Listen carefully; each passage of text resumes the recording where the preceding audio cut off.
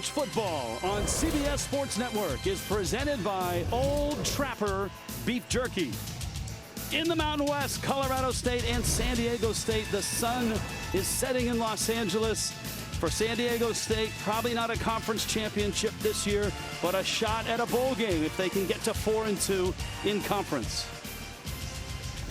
Hi, everybody. I'm Rich Waltz. Aaron Taylor is with us. Amanda Guerra is on the sidelines as well. Look, San Diego State hoping for a bowl game. A win here would go a long ways toward that. Colorado State has been hoping for any game. They've been off for 23 days. There's no question. It's been a disappointing season for both of these head coaches in their first year at their respective schools for a variety of reasons.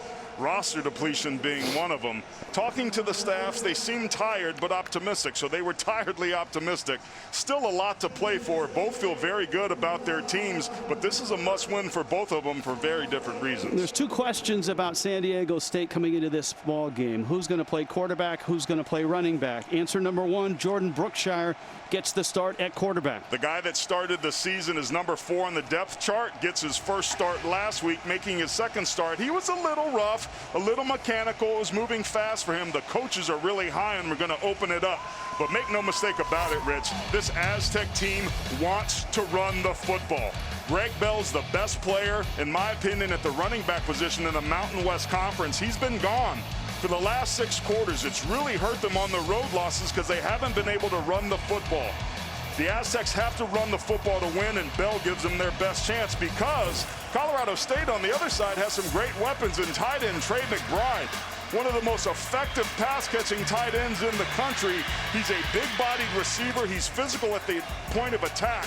They get him the football in a variety of ways. How he matches up on a very senior-laden secondary for the Aztecs could be a big storyline in this game. Steve Adazio in his first year as the head coach at Colorado State. This is a season unlike any other, and prepping for this game not easy. Amanda Guerra down below. Hi, Amanda. Hey, guys. Yeah, head coach Steve Adazio was really frank when he said, look, the football gods, they have not been kind to us. This team has not played in 23 days. He says they have a skeleton crew of a roster. Admits things got a little funky at practice this week. So I said, okay, coach, where are the positives? He says this team has a great foundation, and he says they really want to play. They're ready to play. And if they can beat San Diego State, a top team in this conference, he says that'll be a huge motivational push for them, not only into next week, but next season as well. All right, thank you, Amanda. Brady Hoke, it's his 3rd season at San Diego State, but his first year back after being away. And of course, the Rocky Long tenure. Rocky worked with Hoke, then took over the head coaching job. Hoke is back. And the Aztecs sit at 3-3. They'd love to get to 4-2. Next week, of course, they're on the road against nationally ranked BYU.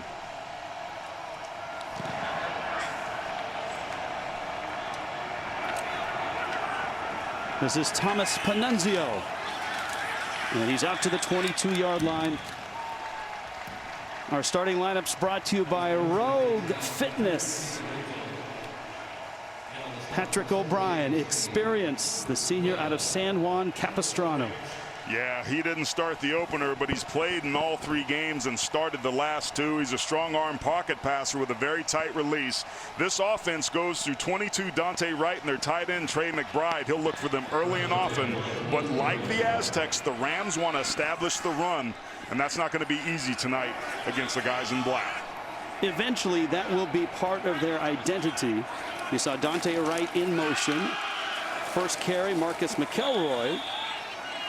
And McElroy's out to the 27-yard line. Let's take a look at the offense. You said McBride is a weapon. So is Dante Wright. Yeah, he's the leading wide receiver for big plays on this team. He can take the top off the defense, so line him up in the slot as he is here now, but also put him on the outside.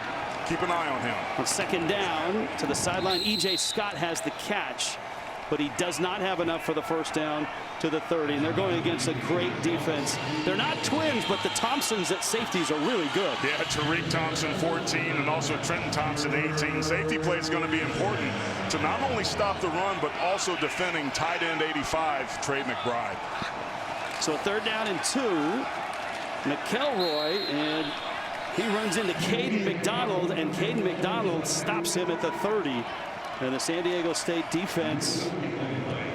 Colorado State's thinking about it. They thought a little too long, and then wizened up here on the road. 3 and out's not the way you want to start the game, but you also don't want to get backed up with bad field position. So the decision to punt here is a good one. Now remember, the last time Colorado State played a game 23 days ago, they had 3 kicks blocked and all 3 turned into touchdowns at Boise State. This kick gets away. Matthews from the 22, and he's caught back at the 17-yard line. Great tackle by Henry Blackburn, the safety, running down there, a good young player.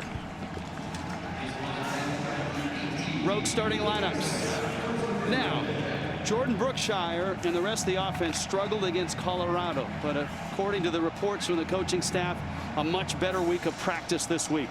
It's really been the run game that's disappeared. When this team can run the football, they win.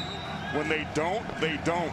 The quarterback play hasn't really been a factor so far this season, but I think Jordan Brookshire has to be a determining factor in tonight's game. Brookshire pulls it. Running some of that run pass option. Of course, up front, that's where everything starts for San Diego State, especially with the center, Alama Uluave. Yeah, he's had some big shoes to fill with Dominic Godino, their starting returning center, who they lost for the year. Uluave hasn't played too bad. Their tackles are also pretty good. Keep your eye on the right guard spot tonight. It was a little soft last week. Can't do that against this good front 7. Brookshire's not shy about pulling it, is he? Now to the 30, or rather the 24-yard line. He's short of the first down. Another third down coming. Third down and about 4. This defense isn't bad, and Manny Jones has had quite a career. No, arguably the strongest position on this entire team is the defensive line, and it's led by Manny Jones. He's tied for first on the team for tackles for loss. He gets a lot of penetration, a lot of pressure on the quarterback. That front 7 has to win tonight for Colorado State to walk out of here victorious. Colorado State doesn't like the looks of this. A 5-receiver look. Colorado State has called the first charge timeout of the half. 30-second timeout.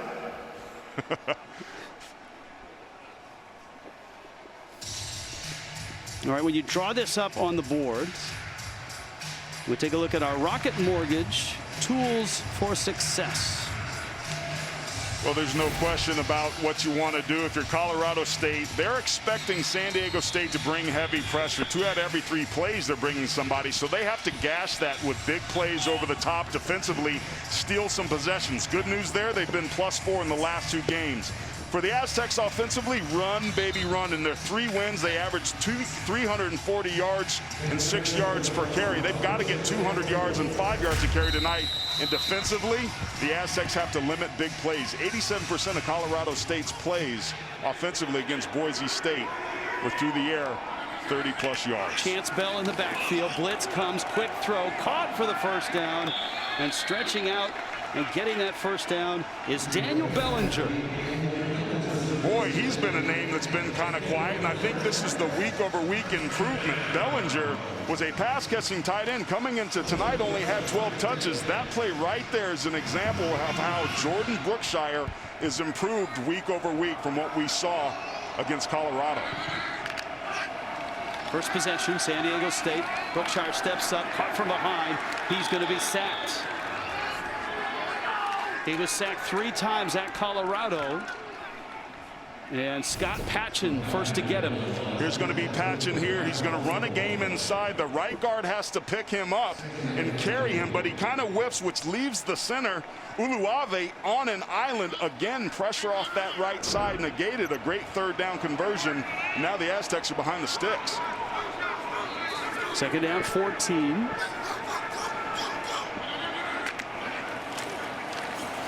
Brookshire rolling, throwing, and it's incomplete. He was trying to lead B.J. Busby, and now you're looking at a long third down. That ball just outside of Busby's hands. He's not the biggest, longest wide receiver.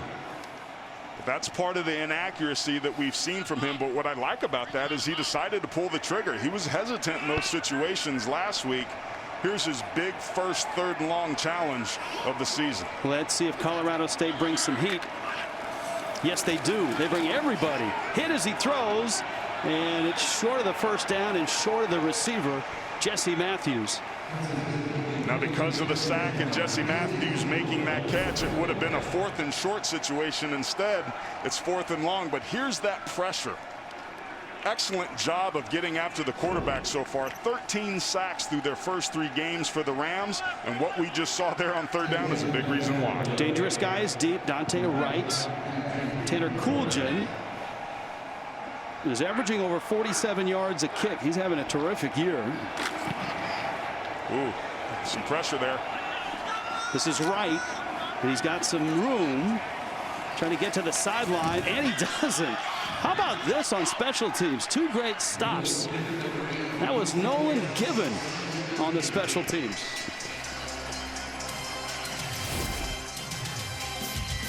Little pressure, not a problem.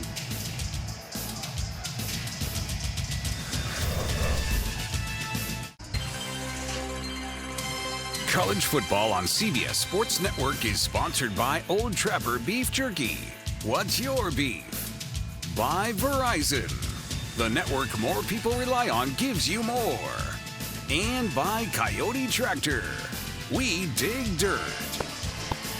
Well, that's what it will look like in a couple years, and this is what it looks like earlier today. You are right now a resident of San Diego, Aaron Taylor. This is exciting stuff. 35,000 seats when it's done.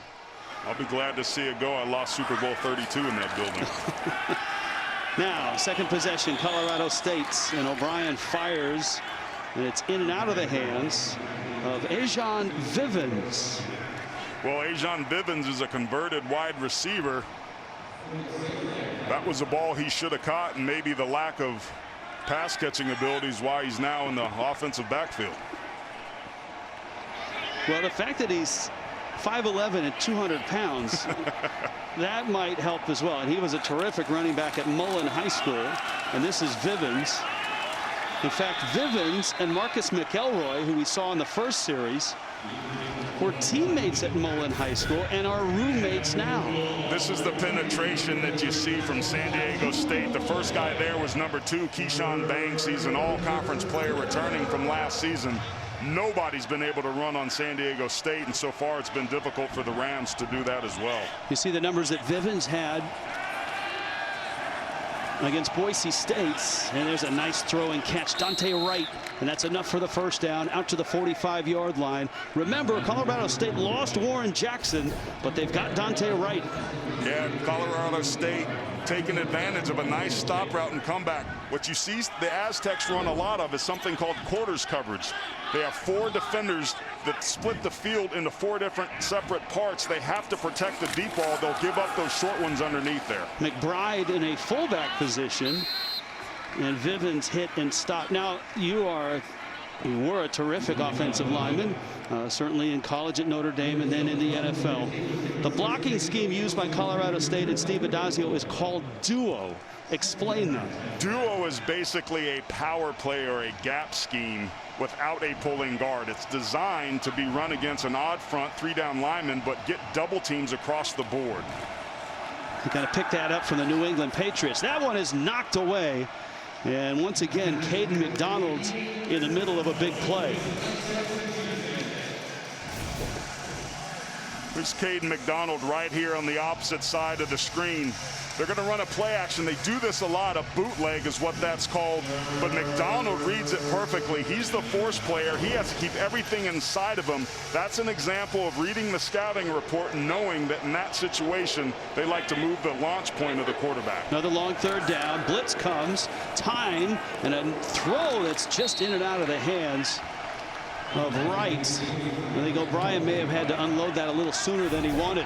Well, I've noticed on tape one of the things he does pretty well is anticipate. This is an extremely well thrown ball. I think it showed up a little bit quicker than Dante Wright expected. The location also wasn't perfect. If you're going to put the ball on the receiver that quickly, the location has to be better, but that's one that Wright, when he watches the tape, will wish he caught. Ryan Stonehouse is one of the best punters in the country. In fact, he's one of the best punters of all time in NCAA. That ball is bobbled, and that's been an issue for San Diego State. Matthews falls on it. Aztecs have had a few bobbles and a few turnovers on their punt and return team this year. Underway in the Mountain West, and scoreless. Hey, start your Sunday with that other pregame show. Our crew gets you ready for the NFL slate tomorrow morning, 8 Eastern, on the 24-hour home of CBS Sports. Opposites attract. Colorado State, 23 days ago. San Diego State has played in each of the last 6 weeks. That's the longest layoff since 1912. And that might help San Diego State in the long run, which is the goal, a bowl game. If they win this game, they're 4-2. They have BYU next week, and that's on the road, but obviously they could make a big statement next week as well. One of the unique things of pandemic football is lifting of the requirements to have at least 6 wins. So bowl committees are going to be evaluating a lot of things, record, quality of the opponent, but also can you handle your business and make sure you're healthy week to week. From that standpoint, San Diego State has to be a strong candidate. Jordan Brookshire, the junior out of Santa Rosa, California, Laney Community College, gets the start here. And that's Greg Bell. That's a great sign that Bell is back. He was hurt on the 3rd play 2 games ago against Nevada. Did not play at Colorado. And boy, did they miss him in both of those games. These last 6 quarters, this offense has been putrid. In the last 2 games, they have not gotten more than 300 yards of total offense. That's not a coincidence with Bell being out. There it is. Brookshire again. And Brookshire across the 30 to the 34-yard line. Now, he was a great quarterback at Laney, and Laney was great. They won the national championship when he was there. What he's doing is reading the defensive end. He disappears here. Everybody's responding to Bell 34. This is the 3rd time they've run that play tonight, but the first time it's been successful. Again, 34 in there, taking the eyes of the defense away, allowing the quarterback room to run. Chance Bell is in. Busby in motion. Brookshire flushed. Fires. And it's incomplete. And an Aztec down, but back up quickly is Kobe Smith. Yeah, they were trying to run the wheel route out of the backfield, but it was really good coverage on the back end. Nowhere. They try to sneak Busby out there, but you see Henry Blackburn's right there in good tight coverage. What I saw against Colorado, these receivers did not get any separation. The windows were extremely small, complicating a quarterback that's not very accurate.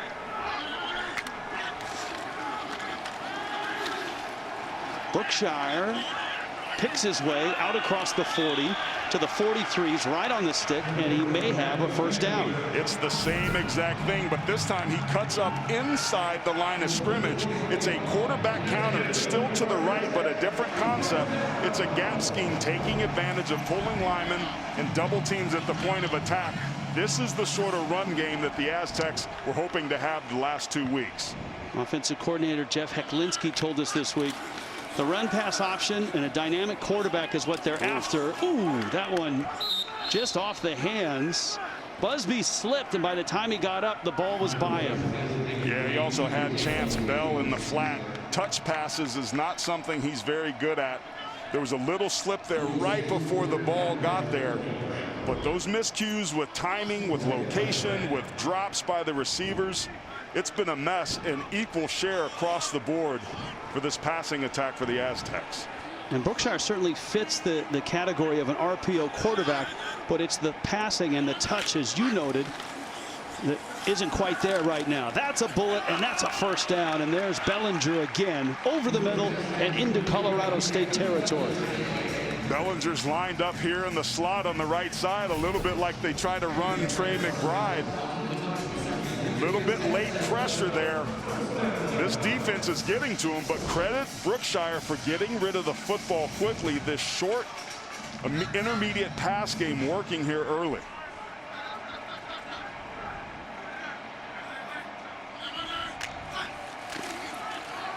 From the 42, Jordan Bird cuts in, and Bird hauled down right at the 35-yard line.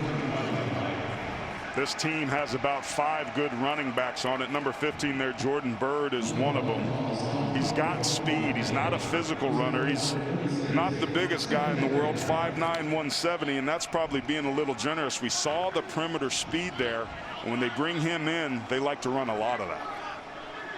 So the Aztecs on the move at the 36. The 2nd and 4. Nice catch on the run by Dedo. Breaks a tackle and has the first down. It's a short pass, but there's a degree of difficulty to that. Those are some of the hardest passes that quarterbacks can make because you have to hit the receiver in stride. You know he's wide open, so you don't want to overthink it. It's hard to be natural and throw the ball gently, but that was a really nice pass after not showing touch earlier. That one looked pretty good. And certainly they're in range now for Matt Ariza, their field goal kicker. Jordan Byrd again, the senior. He was the MVP of the New Mexico Bowl last year.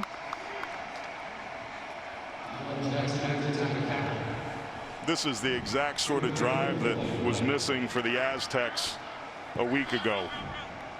Only 155 total yards. They were 4 for 17 on 3rd down. Only 96 total yards going into the 4th quarter. They look pretty good here early. Brookshire, little shovel pass. That's Nolan Given with the catch, and Given rumbles down to the 15-yard line. And some nifty improvisation by Brookshire. I had a quarterback number 4 that I played with in Green Bay that was notorious for flipping the football, but that's what a quarterback has to do, find a way to make a play. You can't get your shoulders around like that, but he found a way to get the football and pick up the first down. I think we're seeing glimpses of what the coaches at San Diego State have seen with limited time with Brookshire. They haven't had him very long. He was out. He missed 3 weeks and 17 practices. Kagan Williams, his first carry. We've seen all 4 San Diego State running backs, and he's inside the 10. What that does is it allows these guys to stay fresh. When they get down here in the run zone, they like to run it. They will also do some bubble screens out on the perimeter. They like play action to their tight ends. And you always have to account for the quarterback's legs when you're inside the 10-yard line. Notice that the Aztecs are at the line of scrimmage. They're not huddling. This is very different than what we saw the last decade or so underneath Jeff Long, who's now the running backs coach and still on staff. A holdover from Rocky Long stuff. 2nd down 3. Caught there, end zone, touchdown, Matthews. And boy, that's got to get a lot of confidence for Brookshire and this offense. Just a beautiful drive. They bring him across in motion. Look how everybody's responding to the run. An excellent job out there blocking on the perimeter. And then it's just the speed of Matthews that takes over. Aztecs up here by a touchdown early.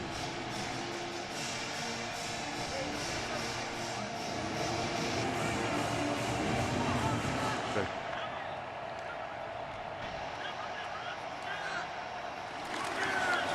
Ariza.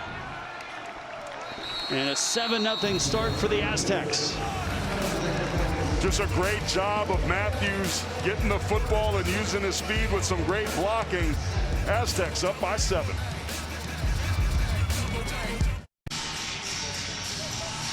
$7-0 start for San Diego State. This year, the Dr. Pepper tuition giveaway is back and bigger than ever, giving away $2 million in tuition. Learn more at drpepper.com.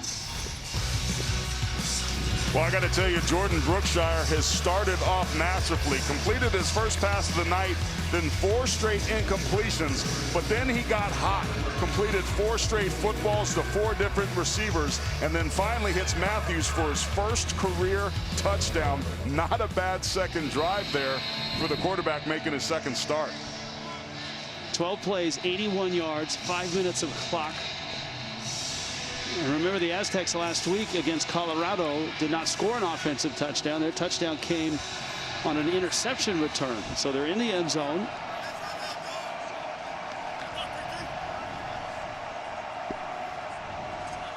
Panunzio and McElroy are deep. And a good strong kick out to the 25-yard line to start this drive. Our Casper player profile, Dante Wright. We'll take a look at this guy in 2 games last season. He had 75-yard touchdowns against Western Illinois and Arkansas. And last year, the first 2 freshmen to start every game at wide receiver for a school that turns out pretty dang good wide receivers. You mentioned Warren Jackson opting out earlier in the season when the Mountain West said that they were not going to play the season. His loss has been felt, but completely softened by the emergence of Dante Wright, who the coaches told us feel they has a very bright future. And Jackson could be the next NFL receiver out of Colorado State. They've got 4 in the league right now. And who knows, maybe in a year or 2, Dante Wright. McElroy with the carry. And it's out to the 29-yard line. You know, I've watched Steve Adazio's teams over the years. He's a former offensive lineman, an offensive line coach. He wants to ground and pound. That was a really nice first down run. Right around the right side. Yeah, that's going to be the personality of this Colorado State team. They want to be able to run the ball with physicality, and they want to be able to defend the run with physicality, and those 2 things have been lacking the last few years. And they brought some transfer. Their interior 3 are all transfers from Boston College. Gives them some nice strength and size inside. O'Brien has a big arm, and Wright trying to get up and over the coverage. Tariq Thompson there, and he had help. This was a great job of defending the pass by Dante Wright. Watch Thompson turn his head. He becomes the receiver, and very smartly 22 ends up going on defense and trying to tackle him so that he couldn't intercept the football. Another 3 and out for the Rams against the Mountain West Conference's best defense.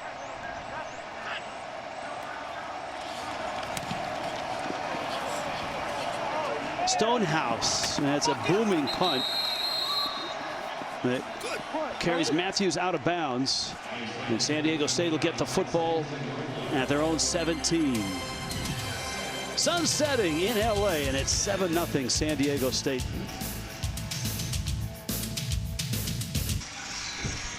Still in the first, and still 7-0 San Diego State. Tuesday night college basketball from Queens, as Ryder takes on the St. John's Red Storm, only on the 24-hour home of CBS Sports. There's a Doors reference there somewhere. Let's go down to the sideline with Amanda Guerra.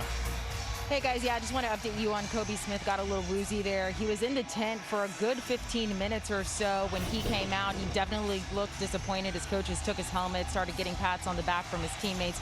So he's still on the sideline there, but without his helmet on, he has his mask on. Doesn't look like he's going to go back in anytime soon. All right, thank you, Amanda. That's a tough loss, leading returning receiver from last year. Last possession, long drive, 12 plays, 81 yards. Matthews, another short pattern, makes the catch. And Matthews, gain of maybe 1. You're looking at Jordan Brookshire. He is a junior. Junior college was Laney Junior College. That's in Oakland, California.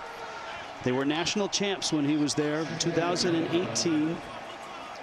He played against Colorado, and it didn't go well. 7 of 19, 50 yards, 3 sacks.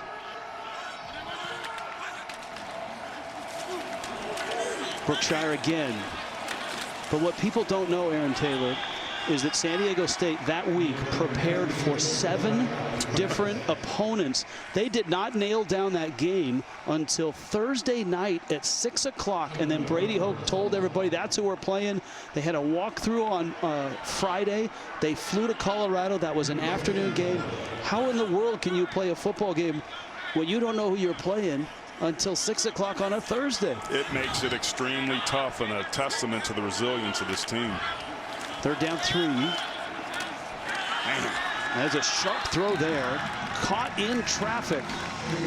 That's Dominic Benson.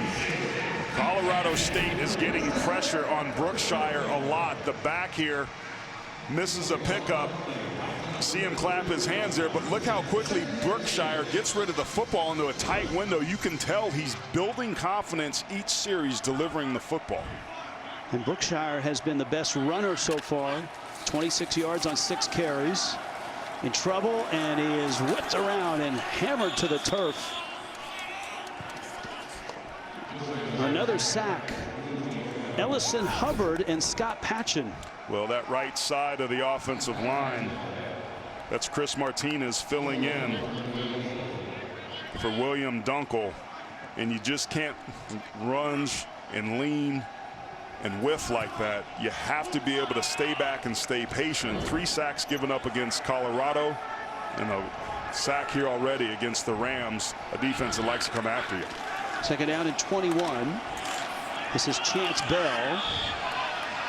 You were talking about Jeff Horton, the running back coach. I called him Jeff Long, but yeah, I meant Jeff Horton. And he's one of the guys, you talk about continuity in this program from Hoke and then Rocky Long. But Jeff Horton has been here a long time, and that's great to have him not only stay on the staff, but working with a fine stable of running backs. There's no question about that. Hunky Cooper, the wide receiver coach, stayed.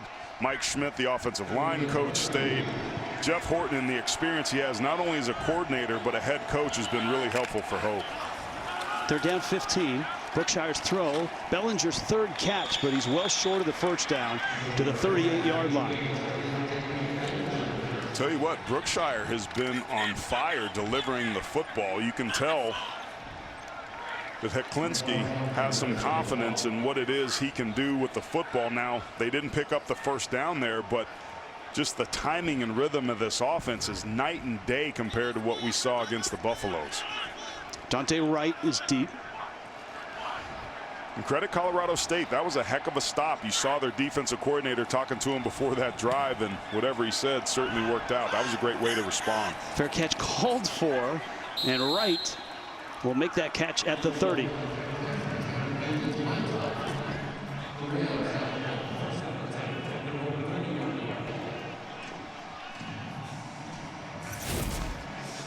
All right, let's go back to 2006, and let's find the common thread. Brady Hoke, head coach, Joey Lynch, quarterback. And Joey Lynch is now the offensive coordinator for Colorado State. His dad, Bill, a longtime college football coach, a head coach at Ball State as well, and at Indiana. O'Brien's throw wide open there, and Dante Wright has the catch, and Dante Wright with a big gain. That's 20 yards out to midfield. This offense is finding opportunities to get Dante Wright open. The play action pass sucked up the backers, so then he just runs basically a corner route to the outside, and to your point, nobody picked him up. O'Brien has a difficult catch. Trey McBride. And another nice gain, and suddenly some rhythm right now for Colorado State's offense. In the Mountain West, Jordan Brookshire gets the start and has San Diego State up 7-0. You're watching college football on CBS Sports Network, presented by Old Trapper Beef Jerky. And welcome back. 7-0 San Diego State right now. Well, it's no secret this season's been tough for everybody, but especially for Rams' John Vivens. Right after he arrived at Colorado State in 2018, his mom, Ebony, was diagnosed with stage 4 colon cancer. She died this past September at the age of 44, but John says his mom was the glue for the family. She never stopped working during her 2 years of chemotherapy. The day after her funeral, he was back on the field with his teammates. He said his mom never stopped working, and he won't either, and he is more motivated than ever. Yeah, that's good stuff there, Amanda. A nice report. His teammates have rallied around him. Steve Adazio yesterday said, I think he's going to have a big game here in this one. Straight ahead is McElroy, and he's inside the 40. Both quarterbacks have heated up here. Patrick O'Brien has completed 4 straight. Jordan Brookshire is hot as well for San Diego State. He's completed 75% of his balls in his last 7 passes after starting 1 for 5. Both these quarterbacks playing well. As you can see from that, O'Brien started his day, or his early evening, if you will, 0 for 4. Play action, and down he goes. Play action and company, who arrived early. Connor Mitchell, the junior. going to be from this right-hand side. Just too much pressure. He turns his back to the line of scrimmage, and when you have a jailbreak like that, O'Brien turns around and he's got 3 defenders in his face. You got to do a better job blocking up front, but the play call there didn't help either. And after last week, you see someone arrive early. You think it was Cameron Thomas, as he did against Colorado. McBride catches in traffic, and he's captured immediately at the 47-yard line by Caden McDonald. Yeah, that's just a slow screen to the tight end. That's one of the myriad ways that they try to get 85 the football. They leave him in to pass block a lot, so he tries to lull the defense to sleep, let them come upfield, come underneath. It's a great way to beat the blitz. That time San Diego State didn't, and their backers were ready. 2 catches for McBride, who is a first-team Mountain West pick, and many feel is a future NFLer. Rams second to last in the nation on 3rd down. This is 3rd and a ton, 18. O'Brien slips the tackle, has a shot, busts another one, and gets the first down to the 22. Look at that. Woo! Those are the types of plays that get you back into ball games. When you see your quarterback, look at this. He doesn't try to slide. He covers the football up. He's the one that delivers the blow. That's great juice for the rest of the offense. That was 3rd and forever, and 12's legs picked it up. And that was Trenton Thompson, who's a very good tackler, that he ran into. And there's Vivens, who stumbles, and Cedric Lakalaka was there to tackle him. And once again, edge pressure off that outside edge. Look at the bottom of your screen right there. Gets Vivens' legs down, and then finally Lakalaka gets a jump on the pile for the credit for the tackle. It's a loss of yardage at 2nd down and 13. Look at this formation. This is big boy football here now. Play action and a quick release. Nifty move there by Wright, but look at the number of red and black helmets in that area. Whoa, man. Flags are down. 1 or 11. And this is a direct result of O'Brien, the quarterback, getting up and talking smack to the Aztecs defensively. This is a proud bunch, but this is good for Colorado State. They need a little chip on their shoulder to kind of have that blue-collar attitude of Steve Adazio. They haven't played in 23 days. They need a little juice to get rolling here. They didn't like the fact that Dante Wright was getting the business. They certainly didn't. And Barry Wesley, the right tackle there, trying to protect his guy, thinking that his running back was getting taken advantage of. I love that. There's never been a team that I've been on that wasn't as good as the tone set by the offensive line. You have to be careful. You got to play smart. But at this point in the game on the road for a team desperately needing a win, that is a penalty that Steve Adazio will take. Much of this team came with Adazio from Boston College. Much of this offensive line came with him. 3 starting offensive linemen transferred in from Boston College. And that was a physical group. That was their earmark when he was the head coach at BC.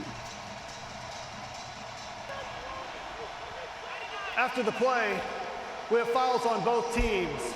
Unsportsmanlike conduct, defense, number 9. Unsportsmanlike conduct, offense, number 69. Those fouls will offset. It'll be 2nd down. That is the first unsportsmanlike conduct on each player. And the clarification there, really nice job by the official, is that players only get 2 unsportsmanlike conduct penalties. You see he's holding on to his leg and kind of rolling over right there at the end, kind of trying to pull up and twist a little bit. That is a dirty play, and Wesley was absolutely right taking a shot at Hawkins, who was trying to give his running back some business.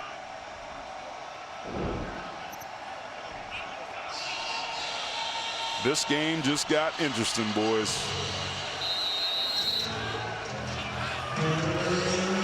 Still a long 3rd down to convert here. 3rd down and 14. Here they come. O'Brien flushed, fires it out of bounds and incomplete.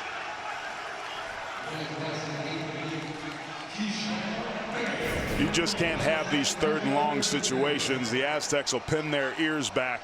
I mean, nobody blocked Keyshawn Banks. He blew through the tackle and guard, blew right past the running back. And it seemed like that last altercation got this defense a little bit more juiced up than the Rams. So you mentioned those special teams woes. 3 blocked kicks for touchdowns returned in their last out against Boise. Kick is up and good. How about that? Robert Liss gets Colorado State on the board. 7-3. Tomorrow it's an NFL on CBS doubleheader early action full of playoff implications. Browns Titans followed by the Eagles taking on Aaron Rodgers and the Packers. It all starts at noon Eastern. With the NFL today, the NFL is on CBS.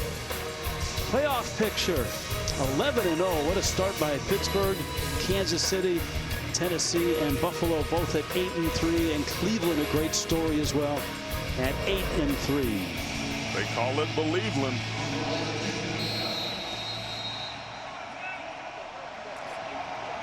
After a 43-yard field goal by Robert Liss. This is Jordan Byrd getting to the sideline. Jordan Bird's got speed. Jordan Bird's the 40. He's 30, and he breaks loose there, and he takes it to the house. Touchdown, San Diego State.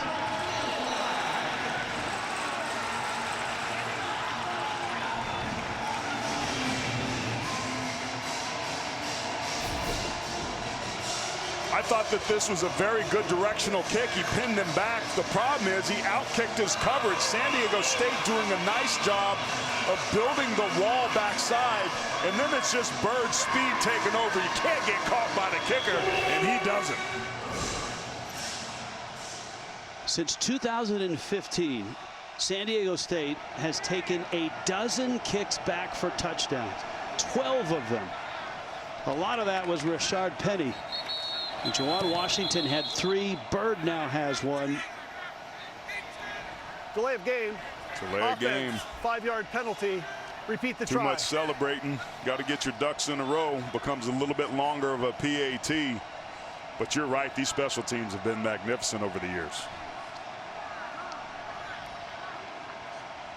That is amazing. 12 kickoff return touchdowns since 2015. Back-to-back games, special teams woes have hurt the Rams.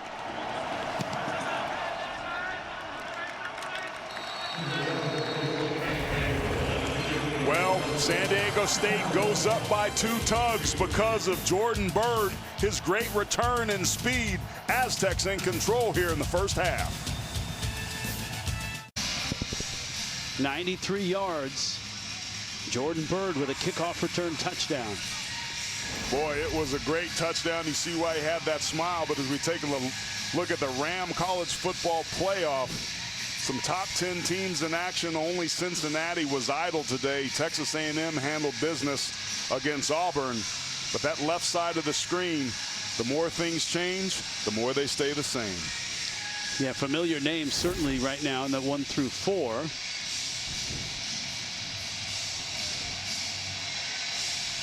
His 3rd touchdown this season, 93-yard kickoff return. He's one of the 4 running backs that you were mentioning, Rich, that contributes. It's nice when you got 4 dudes you can put in the ball game that each bring something different to the table, because everybody stays fresh.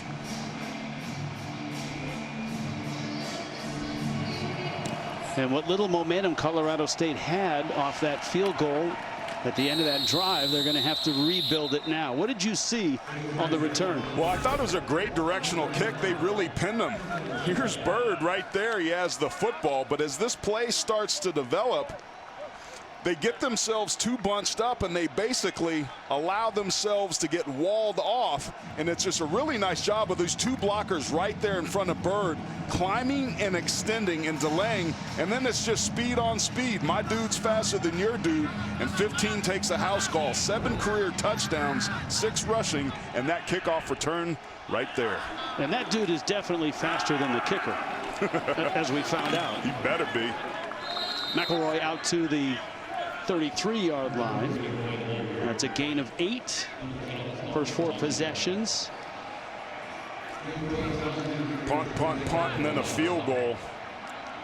That was an 8-yard off-tackle first down run. That's the sort of production that allows this offense to come alive. Second down 2. McElroy. And he was caught there by Cameron Thomas. There's Cameron Thomas, 99. We featured him earlier on. 14 tackles from last season. There he is, just scraping inside and getting penetration. That's what he's so good at. He's not the biggest defensive lineman in the world. He's undersized. He's a perfect fit for this 3-3-5. But when he's on, he is extremely hard to block. Yeah, 11 of those 14 tackles at Colorado were solos. And that looked an awful lot like a throw that San Diego State took for the touchdown last week. This was Tariq Thompson on the coverage. Yeah, Thompson making his 46th start, gets that left hand for the pass breakup. Last week they targeted him 7 times. Were able to complete a couple balls. But another good third down stop by one of the best in the country against an offense that's second to last moving the sticks.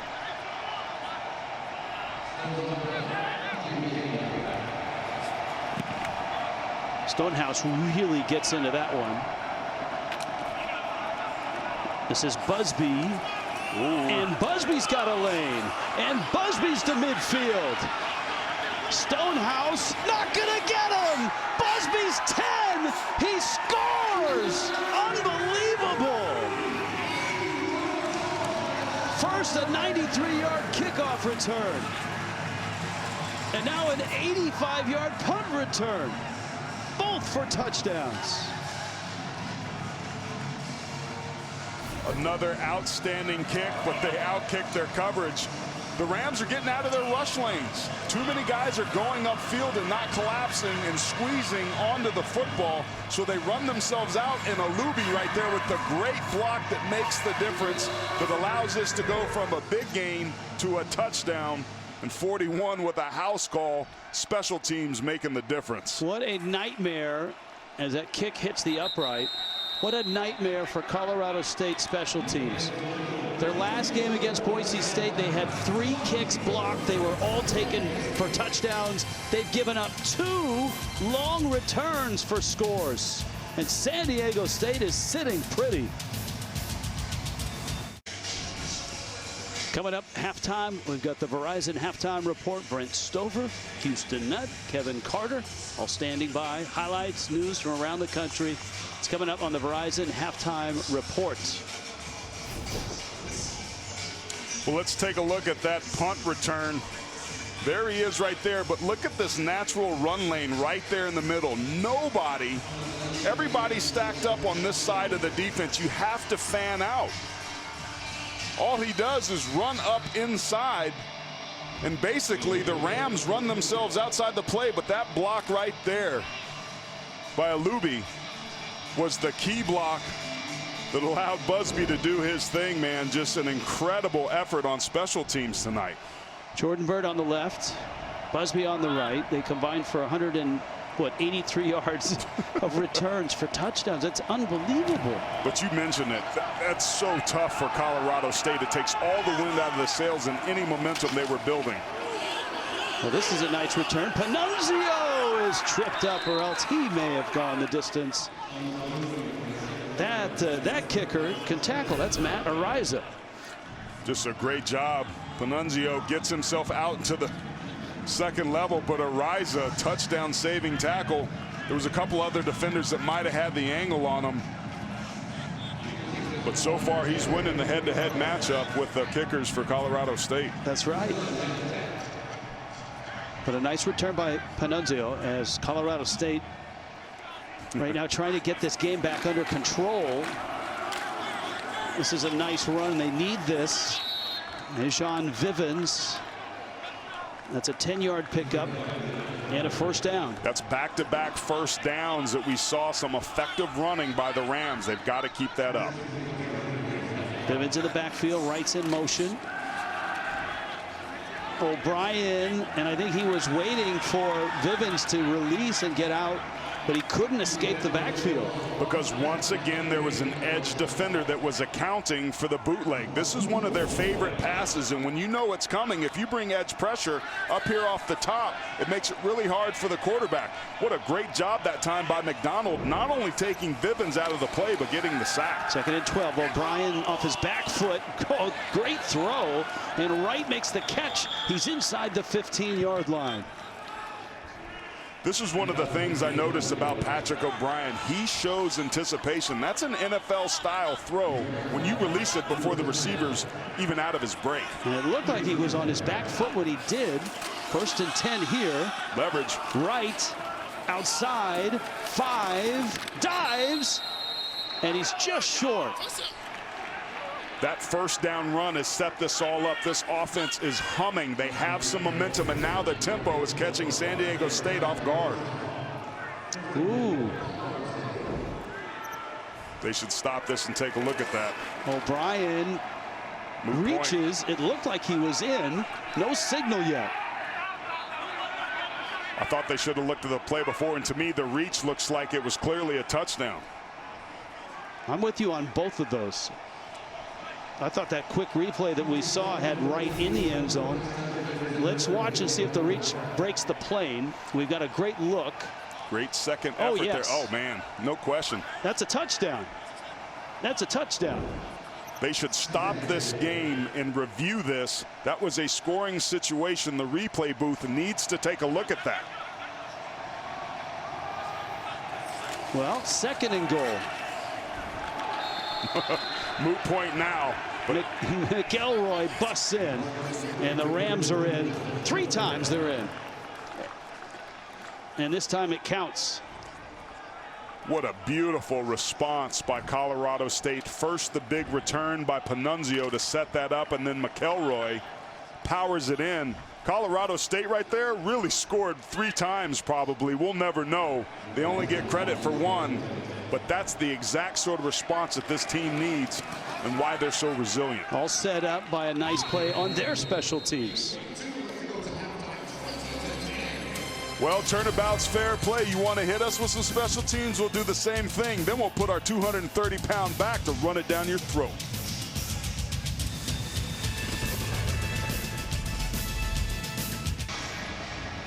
Well, Colorado State has an answer.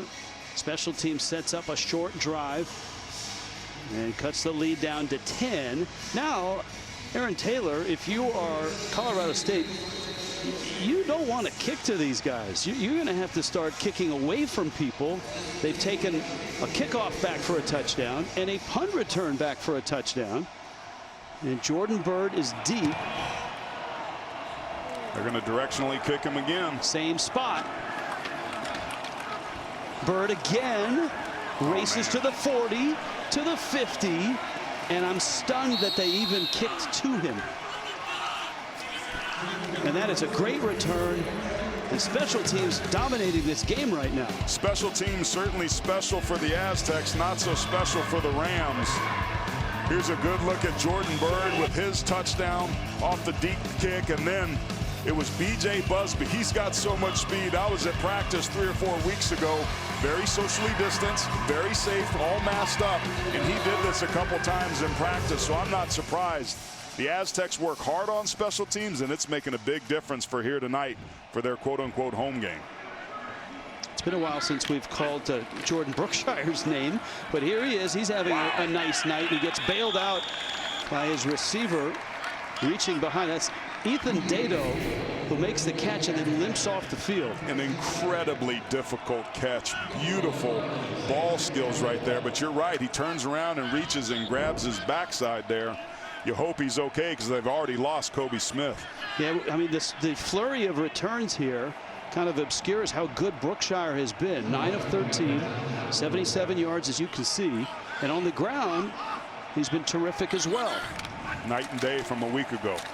Pulls it on the run pass option, and he's been pretty adamant that he feels pulling it is the right thing to do, and he's had some nice runs. That one with a first down. And that's a quarterback counter. That's pulling the backside guard, using a tight end as lead blockers to kick out the in man on the line of scrimmage and go up to the second level on the linebacker. That right side doing a really nice job in the run game. Split safety, another look to run against. On 1st and 10. Jordan Byrd. Let's check in with Amanda Guerra. Hey guys, so here's the thing about Jordan Brookshire. 4 to 5 weeks ago at the beginning of the season, the coaches sat him down and basically said, you're not ready. You're going to be 4th on the depth chart, but try to have patience, not give up. Well, since then, he did just that. The coaches say the amount of respect they have for him is absolutely incredible. He didn't pout. He honed his craft. He kept grinding, and now he is starting. Yeah, and Amanda, on top of that, he missed 17 days of practice, you know, right in a spot where he could have been trying to earn a spot. So he hasn't had a lot of live practices. That's really good defense by Colorado State. They stretched that play out. Cameron Carter, the junior linebacker, with the play. Really nice job there stringing that time out. But to go back to Brookshire, Jeff Hecklinski, the offensive coordinator, is it fair to say he was a little choked up, or at least showering him with admiration about his resilience, that Brookshire does things the right way? We told him he'd have a chance to come and compete here, but when the season started, he wasn't ready, but he bode his time, was patient, and look at him tonight. Blitz comes, Brookshire in trouble, fires it, end zone, deflected. Boy, at the last minute there, the reach and deflection by Panunzio prevented a touchdown. Great pickup in the blitz by Chance Bell. Look at the back there at the last second, just gets the backer coming up. But look at Brookshire stepping into pressure. Now the football location had a chance there to get to Matthews, but Panunzio got his hand on it at the last minute to force the incompletion in the field goal attempt here. This is Ariza, who's contributed with a nice tackle, and he'll try to get his 8th field goal of the year. This is from 40. And Ariza knocks it through. One of the better kickers in the Mountain West Conference. Again, breakdown on special teams for Colorado State results in points for the Aztecs. College football on CBS Sports Network is sponsored by Geico. 15 minutes could save you 15% or more on car insurance. By Ram, built to serve, and by Casper, your one-stop shop for all things sleep. Well, this is senior night here for San Diego State. Now, some of these seniors may be back next year, but why not celebrate them this year as well? Brady Hoke and San Diego State riding some great special teams work, and a young quarterback getting a big start. That man took a kickoff 93 yards. And I thought you brought up a good point at commercial, Rich, about who's in charge of the special teams and what that looks like. We'll get into this after the kick, but it's been a problem so far here in 2020. Remember Panunzio, last time he touched it, he almost broke one. He brought it out across the 50, and here he comes, bouncing it outside. Colorado State right now does not have a special teams coordinator. Steve Adazio, the head coach, is the head of the special teams, and they really worked in. Look, they've been dormant in terms of games for 23 days. That may be a factor in some of this, but their last game against Boise State, they had 3 kicks blocked. All were taken for touchdowns. 2 were returned. 1 was a punt that was recovered in the end zone. They felt they had cleaned that up. Now the leak is on the return teams.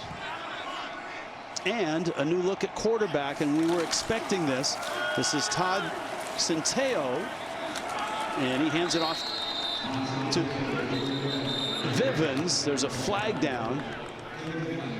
There's Centeo. Now, we saw him on CBS Sports Network at Temple. He ran a few specialized packages at Temple, and right now he's got the same assignment at Colorado State.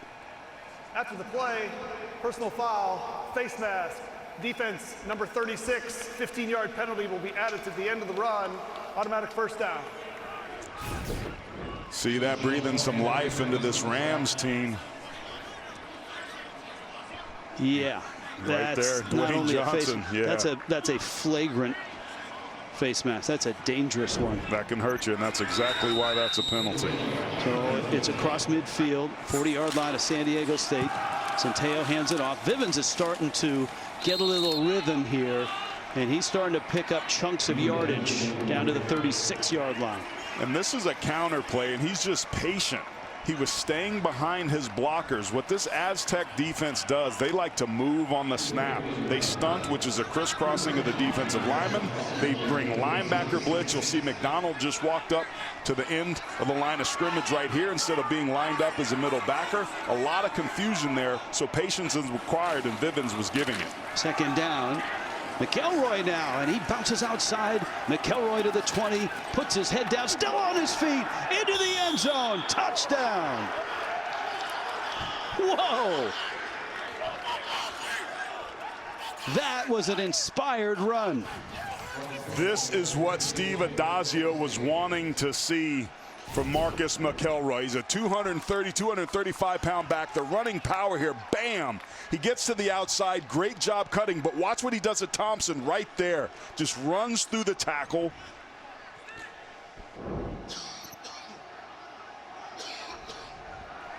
Darren Hall tried to come over to no avail. Extra point is good, and Colorado State cuts the lead down to 23-17, and Steve Adazio told us we need to run the football, and they are starting to do it. Yeah, they're running a power scheme. This is a gap scheme. This is one of their base runs. Tight end kicks out. The big guard comes around. That's Phillips, who's starting into the starting role. But right there, that power and physicality, that is a Steve Adazio tailback. Marcus McElroy, they've been waiting for him to turn it on. There's not going to be some happy Aztecs when they go and watch the film, but 32 starting to feel it. And that is a tremendous response by this Colorado State team. They were left for dead with those 2 returns that they gave up. Now they're right back in this ball game because of physicality at the line of scrimmage. Take a look at that. 3 plays, 69 yards in under a minute. McElroy with his second touchdown. Their first 3 drives of the day started out as punts. 3 of their last 4s have been scores. Thompson knows he made a mistake there. Aaron Taylor, where do you kick this football? He squib kick it. Adazio was maybe a little hard-headed and stubborn and tried to do the same thing. Be interesting to see if they try something different here. All right, the man you saw there was Busby. He's back. Lower trajectory kick. Remember, Busby took the punt return 90 yards for a touchdown, and this time they capture him at the 26-yard line. Big exhale if you're Colorado State. And now, what an entertaining game we have with 4:40 left in this first half. It's 23-17. And of course, San Diego State missed an extra point. At the time, it seemed, no big deal, but who knows? It may come back to bite them. Those are always big deals, buddy. One way or the other, those are always big deals.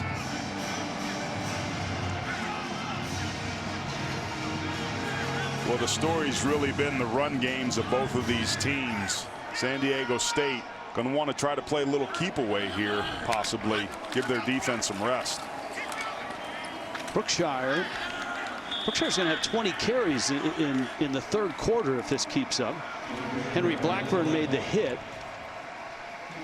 I almost thought like if he had given Chance Bell the ball there, that would have been the better option. That's his 9th carry. He'd have more than 26 yards had he not been sacked.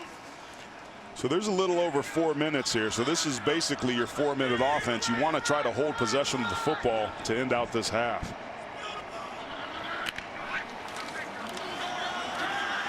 Brookshire's throw, and it's incomplete. Bellinger breaking, and there was good pressure on the quarterback.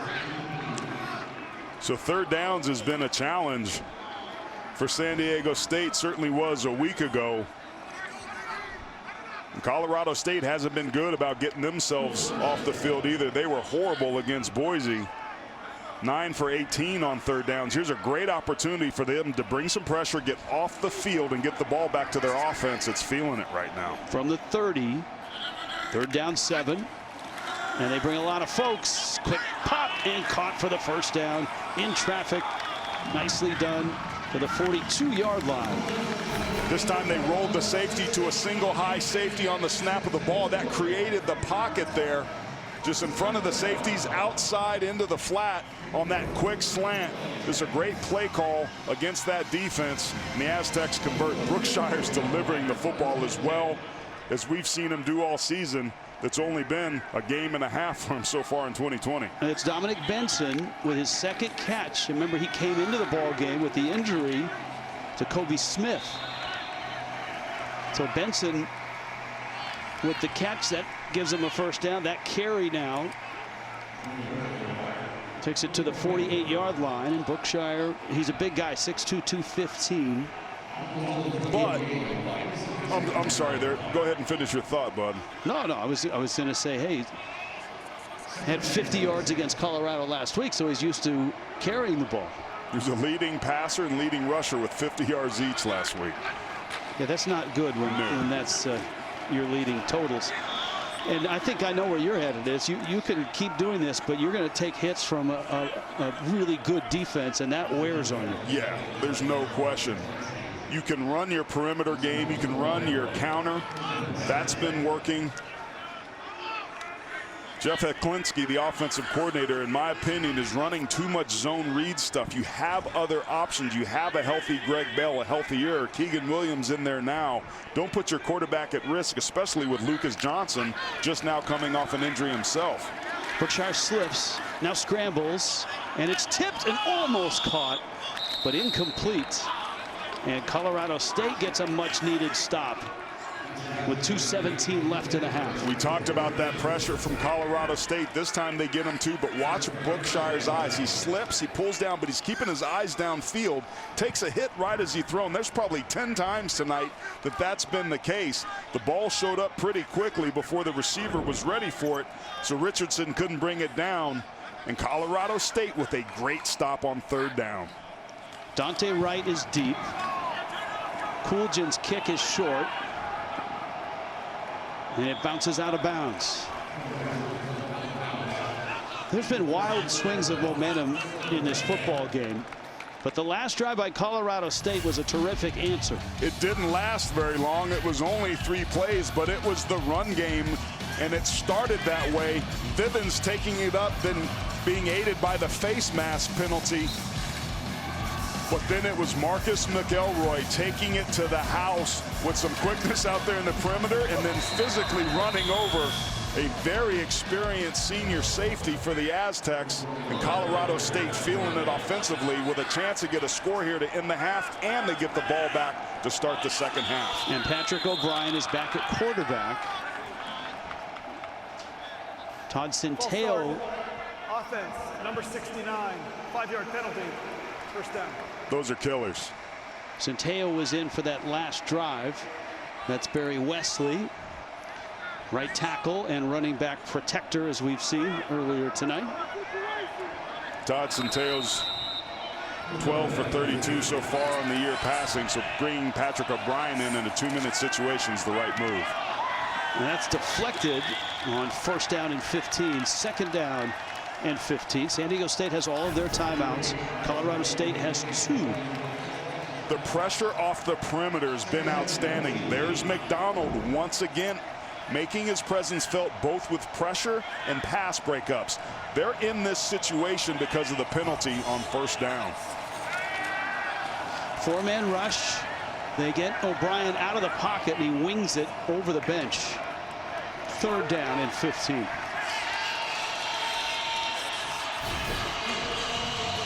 It's going to be Cam Thomas over the right guard right there, finding his way through, almost gets the sack, can't convert it, but it certainly forces O'Brien out of the pocket to throw it away, bringing up a third and forever.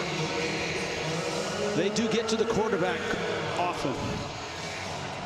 Against Colorado, 25 of the 33 pass attempts, they brought pressure.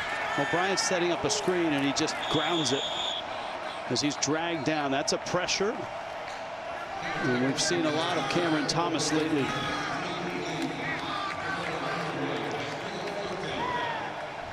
But the problem for Colorado State is they've left time here with the incompletions. There's still 2 minutes left.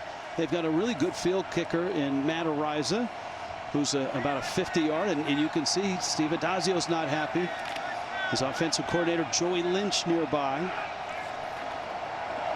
And they have to punt it away.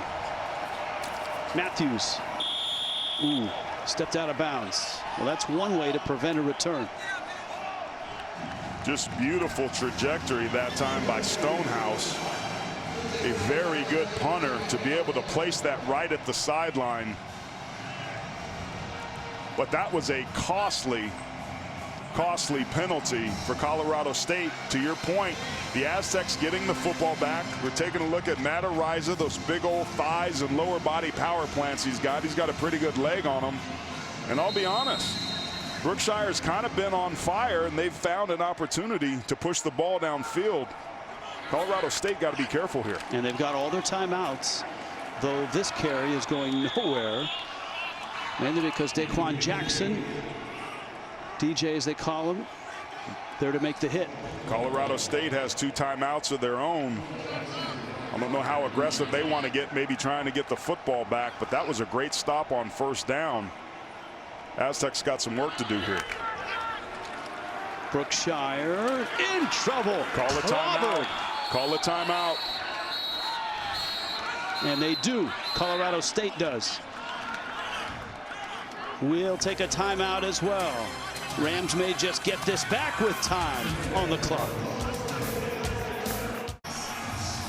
Colorado State's defense is second in the nation in tackles for loss, and this is one of the reasons why. Here's Cameron Carter. He's kind of slow playing it. He sees Keegan right there block. He gets lost. He can't see him, and he's got a straight shot. That was great patience there to get the sack.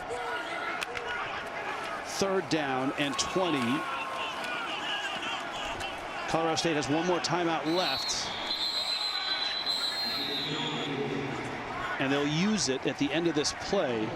And so they're going to get the football back. And there's more than a minute left. Well, that pressure at the front for the Rams certainly has been their calling card in strength. And Jordan Brookshire has been getting rid of the football quickly. But a couple sacks here and multiple hits certainly affecting his ability to set his feet and throw the football on time. But they have been lights out tonight.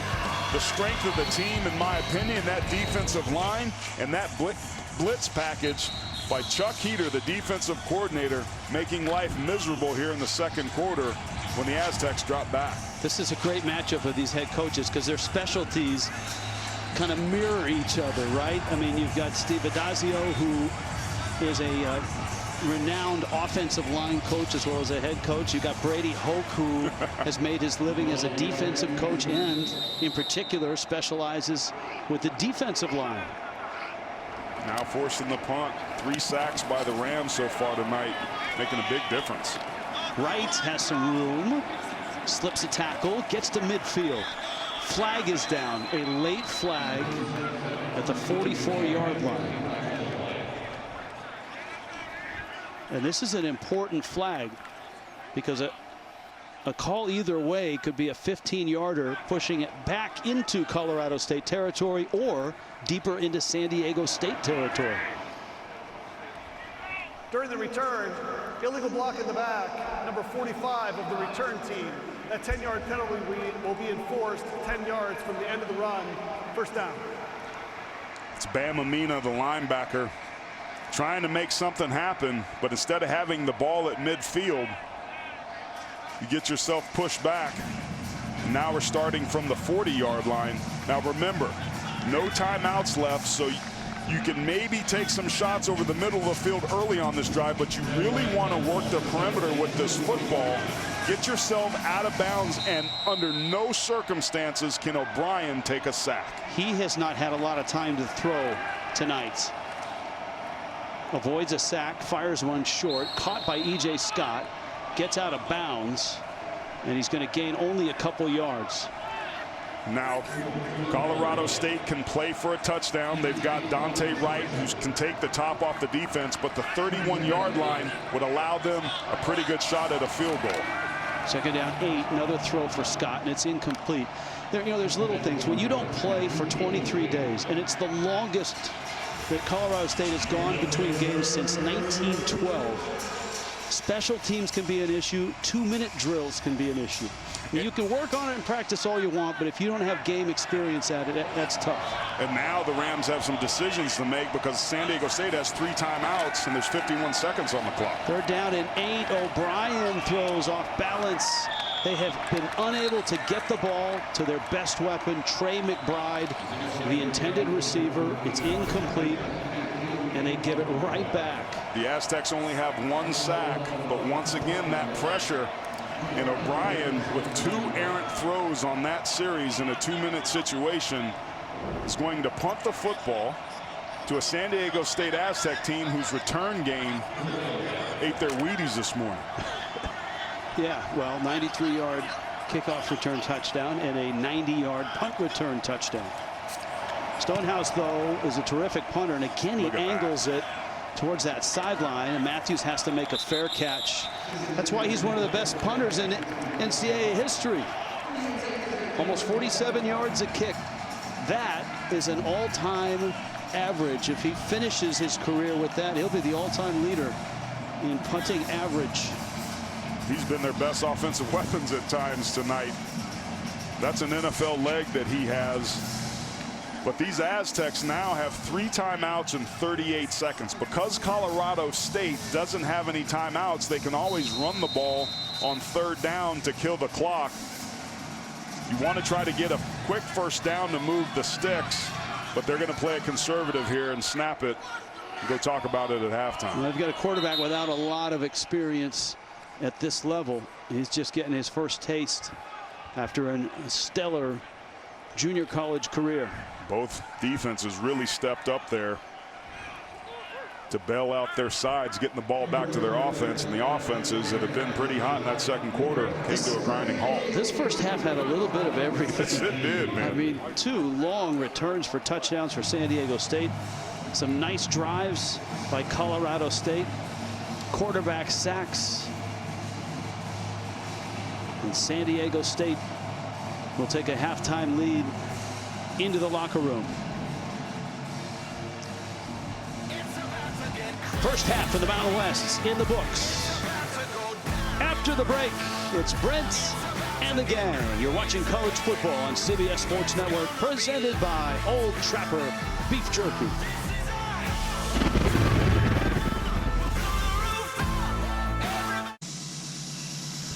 Fun first half in the Mountain West. 23-17 San Diego State on top of Colorado State. Rich Waltz along with Aaron Taylor. No shortage of highlights in this one. 2 long returns.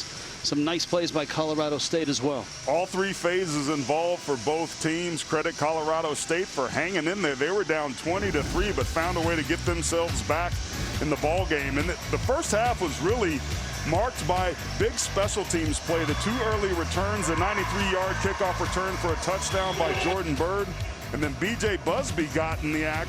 He had a 90-yard punt return also for a touchdown. That gave them their big lead, but then Colorado State started pounding the rock. Marcus McElroy, the 37-yard touchdown, the second missed tackle of the game for Trenton Thompson, and the Rams are in a 1-score game. All right, McDonald's brings you the first half stats. I think of concern to San Diego State and their fans and their head coach. They've only run for 52 yards. When they don't run the football for 200, 300 yards, they usually don't win this year. And while we were in break, here's what they were working on. We saw the big returns, so they started working on squib kicks. There was about 10 minutes. The kickers are always the first one to come out, and there they are. That's what they were practicing. They've had enough. And a squib kick with a bounce up. And a nice job on the coverage team. So that's a start for Colorado State. And let's go down below to Amanda Guerra. Amanda? Hey guys, I was able to catch up with both coaches. Let's start with Coach Adazio. He said he's actually really not disappointed with the way his team is playing. He says he thinks it's an even match. Of course, they need to clean up the special teams. He said he's really disappointed, however, in the throwing, especially that last 2-minute drill. He said it just looked awkward. Now, as for the Aztecs there, Coach Hoke said the area where he's the most disappointed was where they're historically the strongest, and that's defense. He says they're all over the place. I do want to mention Greg Bell tweaked his ankle again. He is questionable to return. All right, thank you, Amanda. Yeah, we saw him briefly, but we haven't seen him since he came back out. Aaron Taylor, how come San Diego State is not being as physical or being successful at running the football? They're not winning at the point of attack, Rich. To be successful running the football as an offensive lineman, there are 3 phases of a block: the initial contact, the power, the pop. The middle part is the sustain, and the 3rd phase is the finish. You have to win 2 of those 3 phases to have a successful run game. San Diego State's losing phase 2. They're not sustaining their blocks. Brookshire, short throw, nice catch. Bellinger's in on the act tonight. They've gone to him a few times now. We've seen more of Bellinger tonight with Brookshire than we've seen from all season. He only had 12 catches coming in. He's a pass-catching tight end. Against Colorado, he had 3 catches along a 17. It's a nice job there on 2nd down. Give them a very makeable 3rd down, an area that they've struggled all season. They're down in 2. Brookshire, whoa, he pulled it and he paid the price. Toby McBride, that is the older brother of Trey McBride. Just a great job of getting penetration. This defense averages about 10 tackles for loss all season. Great job readjusting there. He was on the dive, came back inside. Brookshire decided to keep it 1 too many times, and 0 there made him pay, forcing the punt. Kuljan's kick. Wright will let it bounce. Now he'll field it on a short hop. Dangerous. And did he signal a fair catch? I don't think he signaled a fair catch. I agree. And Steve Adazio is about to run out on the field right now. He's being restrained by his assistants. I did not see a fair catch. He's pointing at the football. That's not a fair catch. It's interesting, Rich. It needs to be said. In pandemic football, football is a sport of routine, of cadence. The players and the coaches, all the time off, the 23 days for Colorado State, it affects what takes place on the field. But I'll be honest, nationwide, not just here tonight, I'm wondering if the biggest area that's been affected has been officiating. There's been some things that have happened this year that I just haven't seen in any other involved in this sport. McElroy to the 18.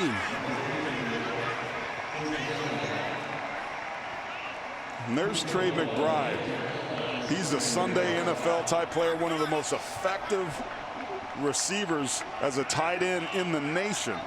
He's up there with the Kyle Pittses of Florida, but been extremely quiet here tonight. The Aztecs have had a great plan keeping him quiet. 2 catches, 7 yards.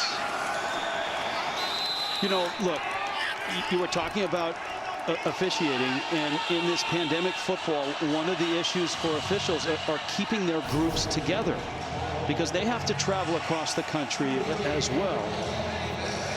And they're a group of 8, so if you get a guy that goes down, now you're bringing in somebody that's never worked with somebody else, and communication and teamwork and trust amongst these officials, all of which do a great job, work their tails off, is just as important as it is for the players. They're down 13. O'Brien is flushed, fires it sideline, not enough for the 1st down. And he's out of bounds. Nate Craig Myers made the catch, but he was bobbling it as he stepped out of bounds, and that's not going to be a catch, and this is going to be a quick possession and punt for Colorado State. Yeah, he did not have it. Good, that's good work on the side. That's lineman was all over that. Nice job by this Aztec defense to force the stop. They might get this ball back with pretty good field position to start the 2nd half. And Stonehouse now, ever since that one was returned for a touchdown, he's been booming them and he's been sending them to the sidelines. But Matthews spins away to the 34-yard line. Man's got a big leg. Yes, he does.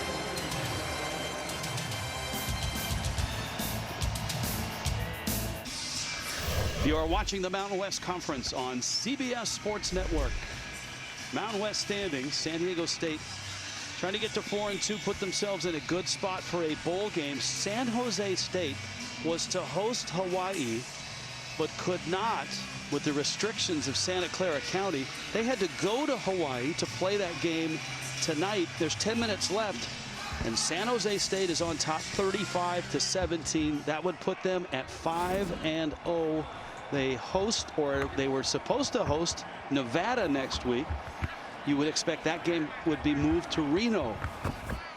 So it's not going to be easy, but what a terrific season and a great story in San Jose. Brent Brennan, Coach of the Year. Now San Diego State. And that one is incomplete. Diving try there by Dominic Benson, who did not have a catch coming into tonight, but he's got 2 in the ballgame. Well, Kobe Smith going down was certainly a big blow. So some other players are getting their opportunity to step up, and Benson is one of those. So a throw there on first down by San Diego State, 2nd and 10 after an incompletion, is typically a pretty high percentage run. 2nd down and 10.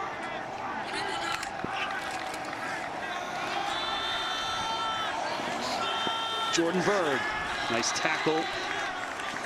That was Jackson that got him by the shoe tops. We haven't talked about Daquan Jackson very much as it brings up 3rd down, but here he is right here. Watch the way he tracks this. Watch his eyes, the back foot. He's on his keys, he expands, and then he gets on his horse. That's a pretty fast player that he's chasing down. And Jordan Bird, we saw the big return that he had for the touchdown. He's their leading tackler for a reason. He described the defense as being kind of dirty and aggressive. We've seen that chip on the shoulder, and I got to be honest, they played pretty dang well tonight. Yeah, they have. We talked about the rushing numbers and the lack of for San Diego State. Brookshire. Oh, that's beautiful. What a catch. No, it's incomplete. Bobbled on his way out. Williams couldn't hold it. We got to take a look at this. This was an unbelievable ball track. That is virtually, yep, and it gets through. Man, what a great effort for him to even be in position. Keegan Williams' ball tracking there was exceptional. Unfortunately, couldn't pull it down. Pretty good coverage that time by Carter, too. That's about the only place that ball could have been thrown. Really nice 3-and-out stop again by the Rams. Is that the best touch we've seen from Brookshire tonight? Pretty nice. There's 3 types of throws. Firm with an arc, a drive throw, and a touch throw. And that was a touch, and it was beautiful. Now that's a fair catch. And he makes it at the 15-yard line. We'll take a timeout. Defenses look good here, second half, and a 23-17 San Diego State lead.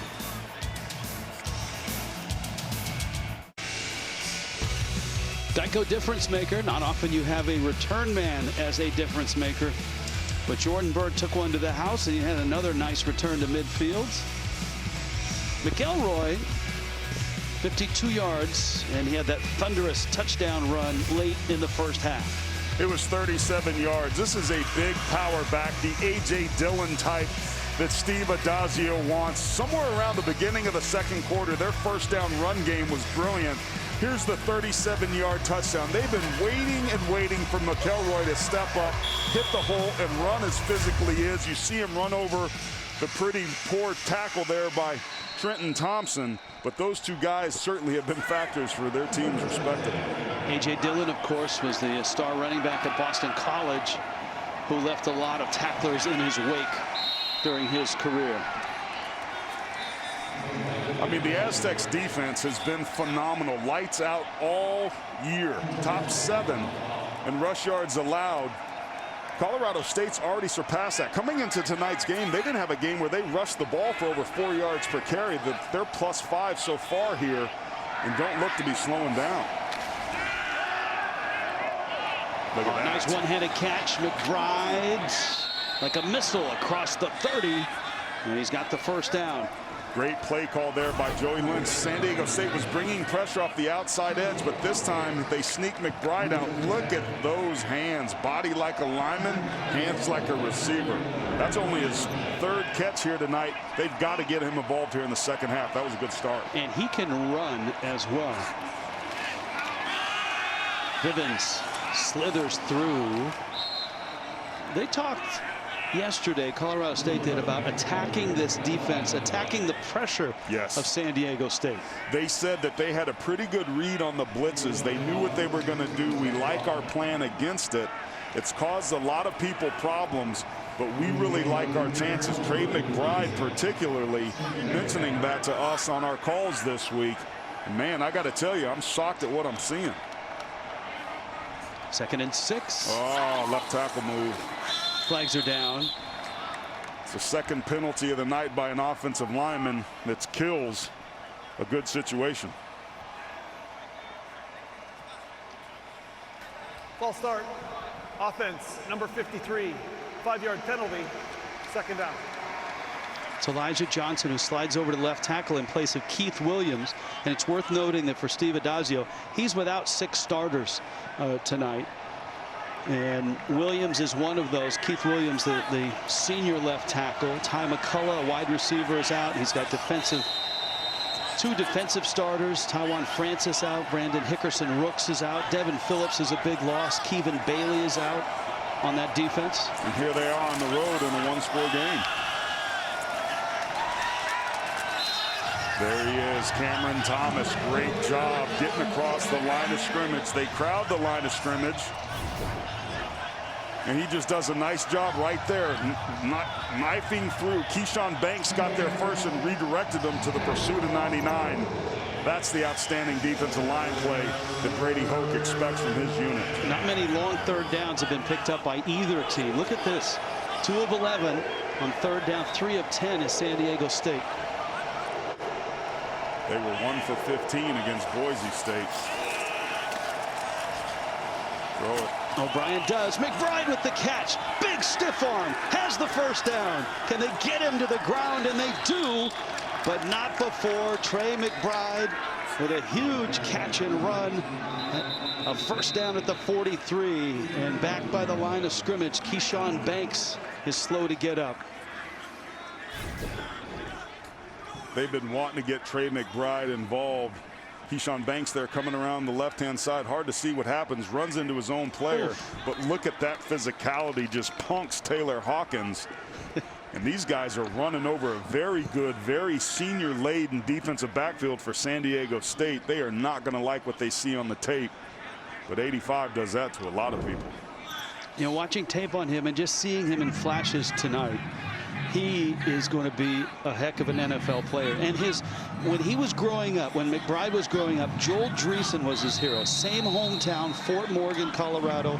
Dreesen was a Colorado State Ram and then went on to play in the NFL, most notably with the Denver Broncos. And many people feel that McBride is going to follow right in his footsteps. He mentioned Travis Kelce, Kittle, Mark Andrews, a lot of good dudes he likes and takes after. Right on a reverse. Gets a block. And is spittled out of bounds. He'll pick up maybe 5. Rich, we saw Patrick O'Brien run over a safety early on in this ball game in the first drive to pick up the 1st down. You see him smiling there because he had the key block. It wasn't the most devastating of blocks. Look at the top of your screen. He allows himself to get run over, but that certainly is what allowed them to have a very good 2nd and medium situation. 2nd down and 5. Look at that. That's Vivens. Let's go to Brent Stover with a Papa John's update. Guys, over on CBS, Mac Jones is dealing. 9 of 9 for 174 and 2 touchdowns. Over the top here to Devontae Smith. Number 1 Alabama leads LSU 28-7 early 2nd. All right, thank you, Brent. Here in the Mountain West, San Diego State and Colorado State.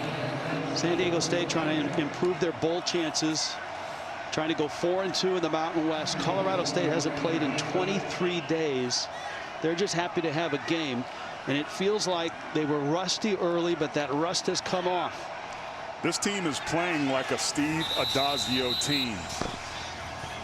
Officials timeout for a measurement. On that last third down and short, a quarterback sneak by O'Brien didn't quite get there. They are going to measure, but from the looks of it, this is going to be 4th down and less than a yard. And you know Adazio, with his pedigree, with his style, on the road, this is a situation where you don't even think twice about it. This is 4-down territory all the way. You've exerted your will against one of the nation's best rushing attacks. That's a 4th and pretty healthy there. Yeah, remember the field goal woes that they've had, though. Well, they've had blocks, they've had kicks returned. That nightmare in Boise. I love it. I would have been shocked if he wouldn't have gone there. Now, he's taking a risk, but these are the sorts of moments and situations against a top 10 defense, one of the better teams in the country at stopping the rush, that you're going to go. But you see all the tight ends right here. Keep your eye on there. Play action could be deadly here. 4th down and a yard. There's the carry. Vivens breaks through, has the first down inside the 20, and thrown down by Tariq Thompson. This is beautiful. I love the play call. Keep your eye here on the down blocks. Trey McBride right there takes the step and then completely caves in. The scraping linebacker can't get there. And that was a hell of a 3rd down pickup by the Rams. They didn't throw to the tight ends, but they ran behind him. That's a heck of a play by Trenton Thompson, who got through and upended Vivens. And it will be 2nd down after a loss of 2, 2nd and 12. Defensive coordinator Kurt Maddox has done a tremendous job tonight bringing edge pressure. When they've had success stopping the run, it's an unblocked defender off the edge like we saw there with 18.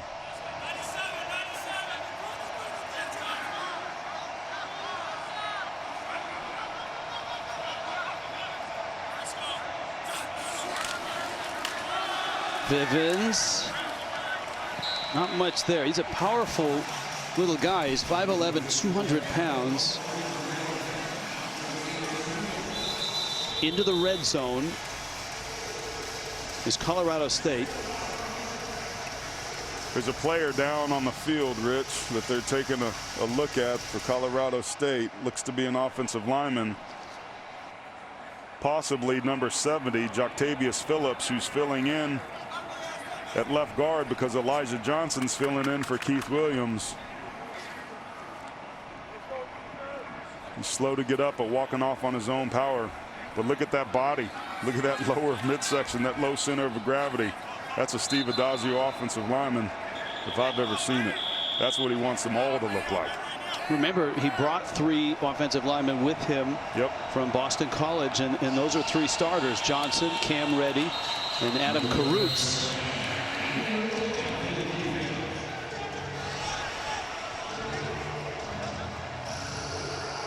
It's a 3rd down and 8. This is field goal range, though, for Robert Liss. Trey McBride down here at the bottom in the slot.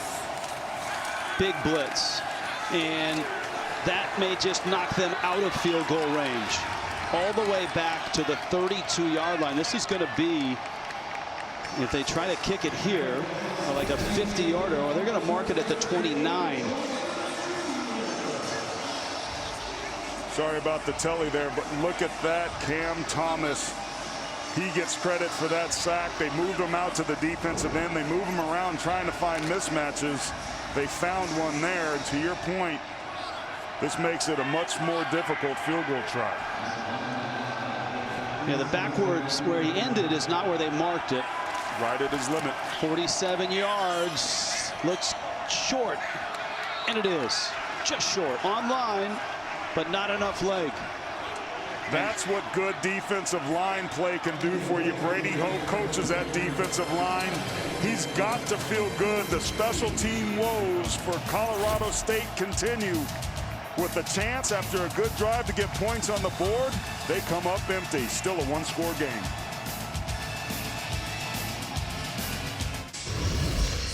Coyote Tractor gives us a look at today's dirty work. And the dirty work has been the front pressure by both front sevens. But here in San Diego State's case, they get a crucial sack that forces the short punt that was on target, directly relating to a turnover on downs for the Rams. And you see, still getting a little chippy there between these two teams. Both these teams, as tired as they are all season, have been playing pretty hard. You saw that total yardage. One of the big stories here has been this defense. San Diego State offensively has done not much. They have 2 returns for touchdowns, a kickoff return and a punt return. And here you look at the D-line, unblocked pressure off the outside edge, but still some penetration off that left side. To your point, Chuck Heater's defense, which loves to be aggressive, loves to win those one-on-one situations, is doing a nice job up front against a physical unit. The offense has produced just 9 points for San Diego State. Williams on a swing pass, breaks a tackle, busts loose, down the sideline, still inbounds, into the 47-yard line. It's a terrific run after the catch.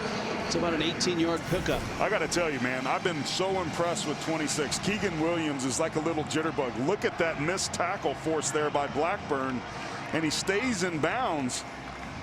You have to gang tackle him. I played against a guy named Barry Sanders. I'm not comparing Keegan Williams to Barry Sanders, but he's the type of player that you have to gang tackle to get down on the ground, or he'll make you look silly. From the 46 now, Jordan Brookshire has gone the distance at quarterback. Williams again. McBride gets him. Toby McBride with the tackle. We've been talking about his brother, Trey. But Toby is a terrific story as well. He was going to retire after last year. He has a back injury. He missed all of 2018. And one of the first things that Steve Addazio and his staff did when they got the job is go visit all the returning players. And they went and they convinced him to come back and play. They promised him they would manage his body. They would help him through, manage that back, sort of like a pitch count for a defensive lineman. And there's some terrific articles in the Denver Post about this really unique family. And the best part are all the hijinks that Trey and Toby got into as growing up as kids. His parents said that they had to replace a lot of drywall. There's no question. And maybe their best stunt was jumping off the roof onto a trampoline. Brothers, man. I've got 2 kids, 16 months apart, 10 and 12, that it's very similar in our house, but iron sharpens iron. So those two growing up with each other certainly has helped him. Brookshire has run a lot, and he's got a first down. A 3rd down and 2 turns into a 1st down and 10. This is a really nice drive that San Diego State's putting together. They are focused on the run. They're not afraid to use their quarterback right there. Very nice run by Brookshire to make the defender miss, to get vertical. That's what I'm noticing. The plays are starting out horizontal. The ball carriers for the Aztecs putting their foot in the ground, puncturing the defense, picking up nice yards. Well, that's horizontal. There have been very few vertical shots for San Diego State in this ball game. They have not thrown deep at all. Brookshire again on that run pass option. It's something they want involved in this offense. They want the run pass option, but the passing part of that is still a work in progress. Yeah, there's not a whole lot of pass option on that. That's a quarterback zone read to him, whether it's a called play or not. What I'm surprised by is how come Colorado State's not bringing down a safety or sliding somebody over there to take him. He should not be an unblocked defender. 2nd down and 6. Brookshire, quick release, caught there. Bellinger, and he's a good tight end as well. Bellinger inside the 25. He's got a 1st down. Man, Bellinger's having a really nice night, and credit Brookshire for being able to make plays on the move. This is just a simple bootleg. They move the location. Those touch passes that he struggled with early, he's been pretty good here tonight.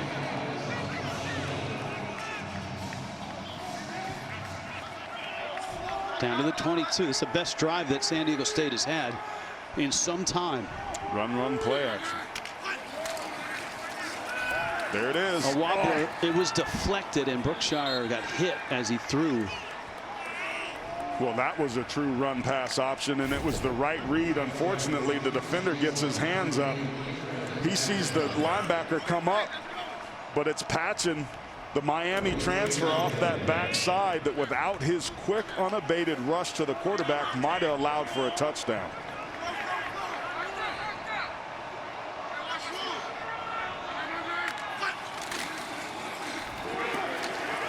Brookshire. He's killing them with that same play. How much of this can this young man take? Well, enough, and whatever it takes. He was their leading rusher and passer a week ago, and he's certainly done the same here tonight. 4 times as many carries as any other back on this team. Pushing 20 here as the third quarter ends. And facing a 3rd down and 6 when we get back. San Diego State, a 6-point lead. Brady Hoke trying to keep this momentum going into the 4th. You're watching college football on CBS Sports Network, presented by Old Trapper Beef Jerky.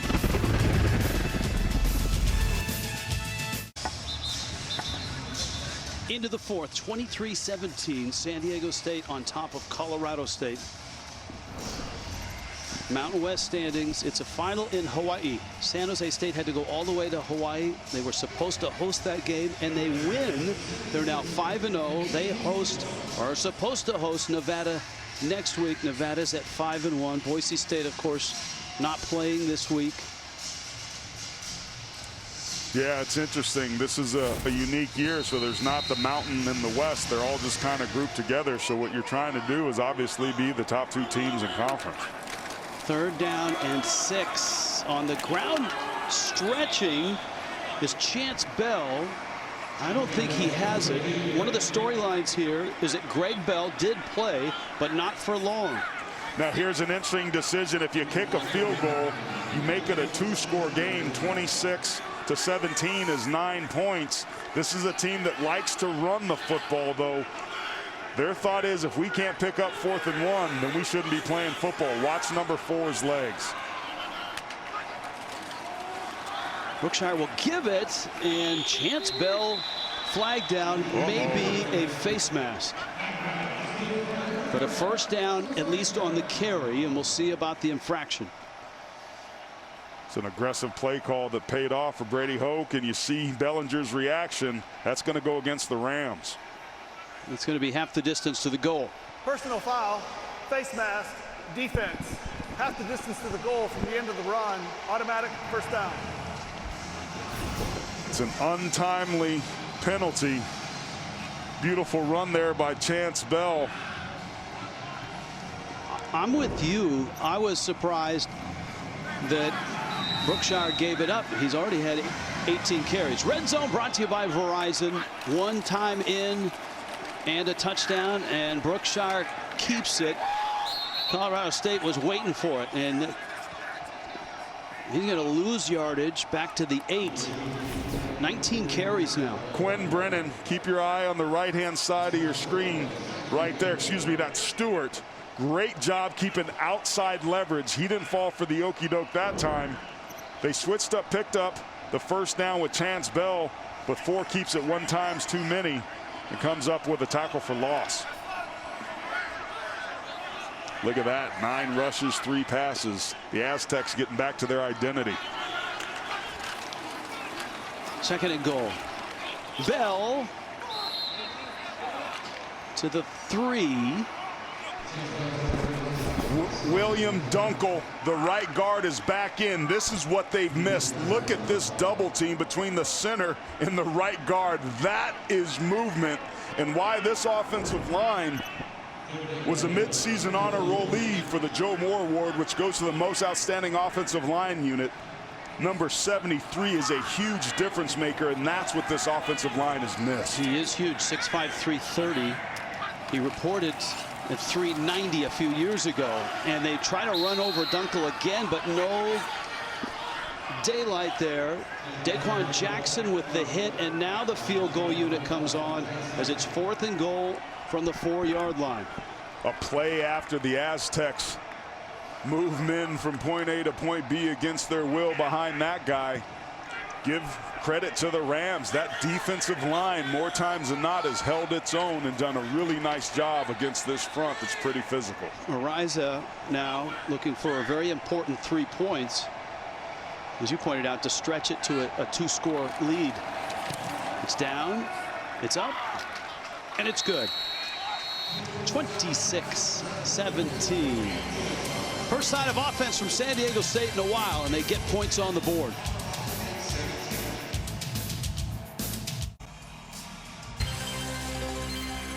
College football on CBS Sports Network is sponsored by Old Trapper Beef Jerky. What's your beef? By Rocket Mortgage. For the personalized playbook on home loans, Rocket can. And by McDonald's.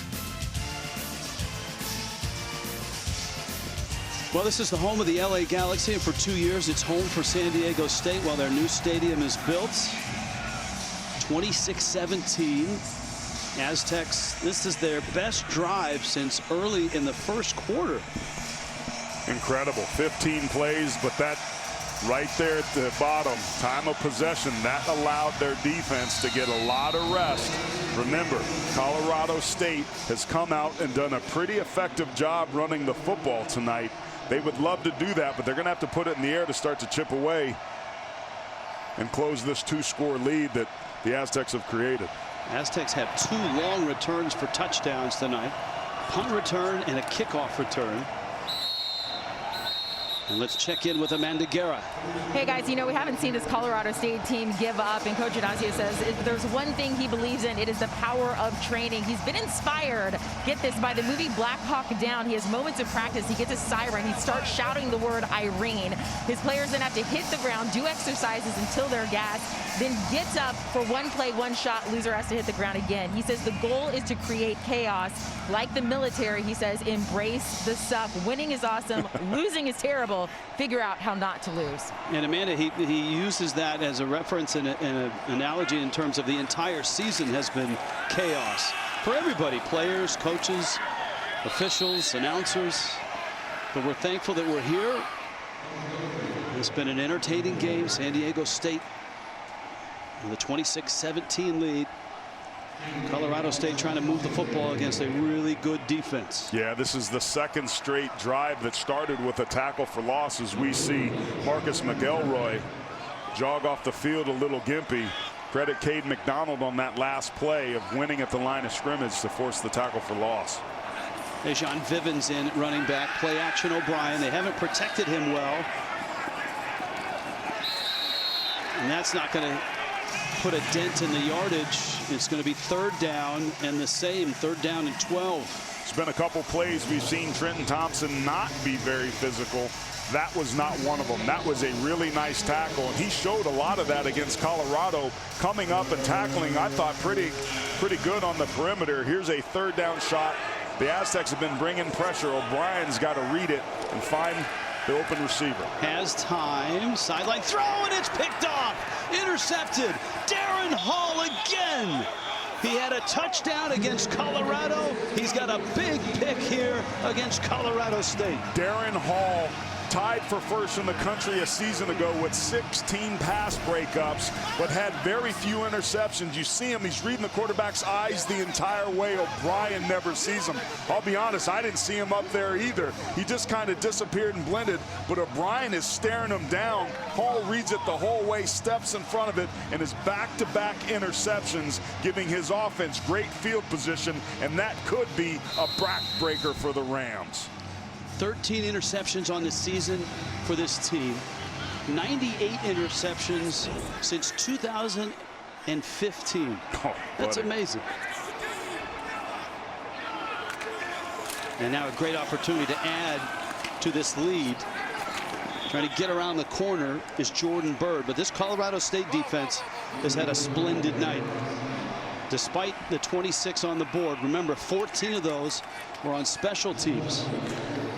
They've held the Aztecs at 2.4 yards per carry. I thought that the Aztecs had to rush for over 200 yards and average 5 yards per carry, given that trend line that's so clear. And their 3 wins this year, they've averaged 6 yards a carry and 340 yards. And their 3 losses, under 100 yards per game. They're a little bit in the middle here, but they have to establish some dominance on the ground to win. Loss of one there. Bird trying to get outside, and he's captured and dropped.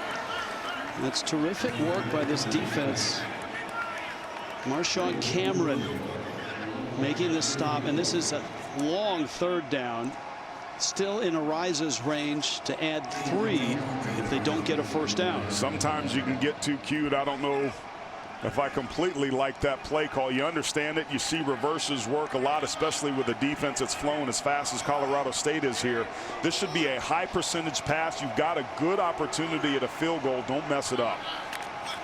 Berkshire on third down and 16. Jordan Bird. And a lot of white hats around him.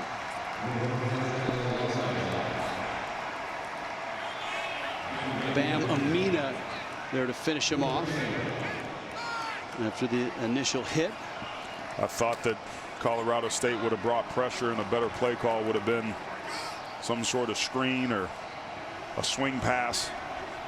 But the Aztecs electing to go conservative, and probably the right decision by Brady Hoke.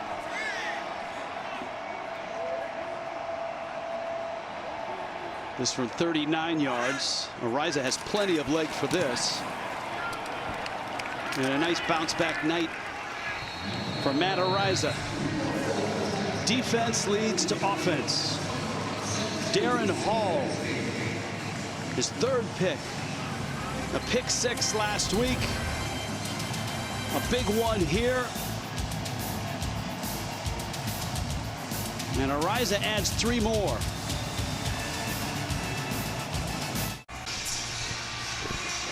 Mountain West football continues. We're headed to Las Vegas. That's a temporary home, at least for this season, for the New Mexico Lobos. Wyoming is in town.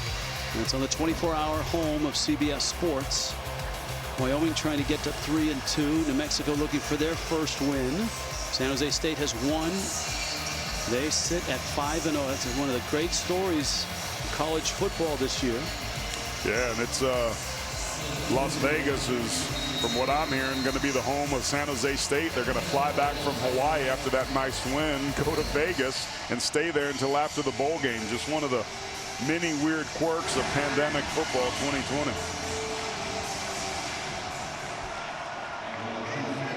For San Jose State is set to host Nevada on the schedule next week.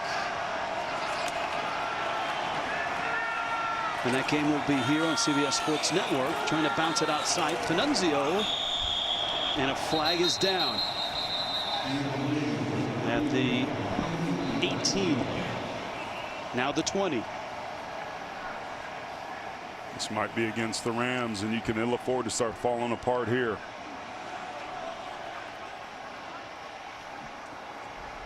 During the return, holding return team number 55. 10-yard penalty from the spot of the foul. It'll be first down. I think that's Cam Reddy, their starting center. Could have been Tavian Brown, the linebacker, but take a look at this. A story of the second half is the Aztecs defense responding, not allowing Colorado State to rush. 105 in the first half, only 11 yards here in the second half on 13 carries. Whatever Brady Hoke and Kurt Maddox said to their guys at halftime, it worked. It's tough to score against San Diego State.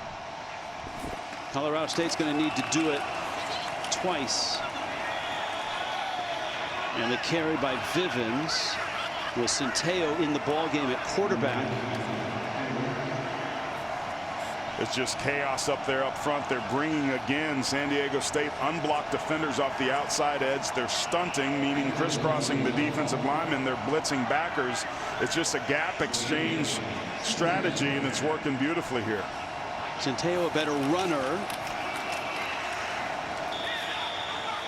But all of a sudden, this is going to be 3rd down and 10. Here's what I'm talking about the gap exchanges.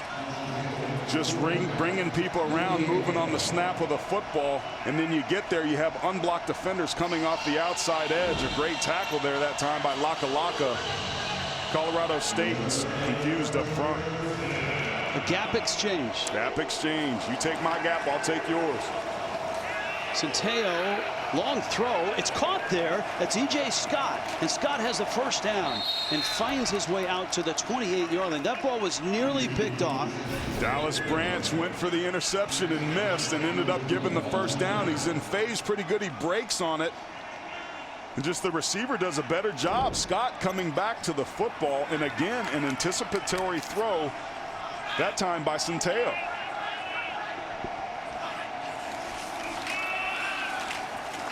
First and 10. I don't know that Colorado State has enough time to grind out 2 scores. I agree with you, and that's what I was saying. You take it to a 2-score game, and now it's 12 points. You've got some work to do. You're going to have to put this football in the air. You've got Dante Wright, number 22. You got Trey McBride. There's Wright right there. You got to find a way to get him in the ball. Second down 9. There it is. Nope. Centeio slipped. He pulled it and fell. And another long third down. Take a look at the field. It looks a little chopped up and torn up. We had some rain in Southern California a week or so ago. This field's been in pretty good shape, but we've seen lots of players, especially on quick breaks where they're planting, lose their footing here tonight. Third down 10. Aztecs show blitz. They come with 5. Centeio's throw. Oh, on the money. Dante Wright, who doesn't drop many, just dropped that one. These are coach killers right here. Just runs a beautiful vertical stem. Tariq Thompson respecting his speed. You've got to make that catch if you're 22. He's been a hell of a player for him here tonight and all season long, but that was a huge mistake. Ryan Stonehouse trying to kick away from a return. A fair catch called for and made. Aztecs lead at 29-17. Late in the 4th. Tonight's Old Trapper Beef Jerky players of the game. Well, let's do some returning, shall we? Let's start with Jordan Bird. Jordan Bird with the 93-yard kickoff return for the touchdown, showing you his speed. And B.J. Busby says, oh, yeah? Well, watch this. I got 90-yard punt return for a touchdown inside. Me, too. The Aztec special teams have been the difference tonight. Those 2 big returns, but also the kicker. Matt Ariza ties his career 3 field goals made, but get this. He also has 2 tackles. How about that? And one of those tackles may have saved a long Colorado State return for a touchdown. Great point, Rich. Brookshire, San Diego State going to try to run some clock here. Maybe chew up a first down or 2. Colorado State's defense, though, has played quite well. It doesn't show it on the scoreboard, but they've been terrific all night. That's a big jump. It's been the difference. It's been the difference. They can't run the football, which is what they want to do. They lost a receiver. Greg Bell came in for 1 play, had 1 carry for 4 yards, but other guys have stepped up, most notably their quarterback, Jordan Brookshire. I think he's played pretty dang well tonight. Certainly compared to how he looked against Colorado, night and day. False start. Offense, number 13, 5-yard penalty, second down. It's only the 3rd penalty of the night for San Diego State, and it comes at a time where you want to try to ice this game. They've struggled on 3rd down, only 4 for 15. They can't run the football. Only 77 rush yards so far tonight, less than 2 yards per carry. Penalties like that are killers. Good shot there of San Diego State trying to ice the game.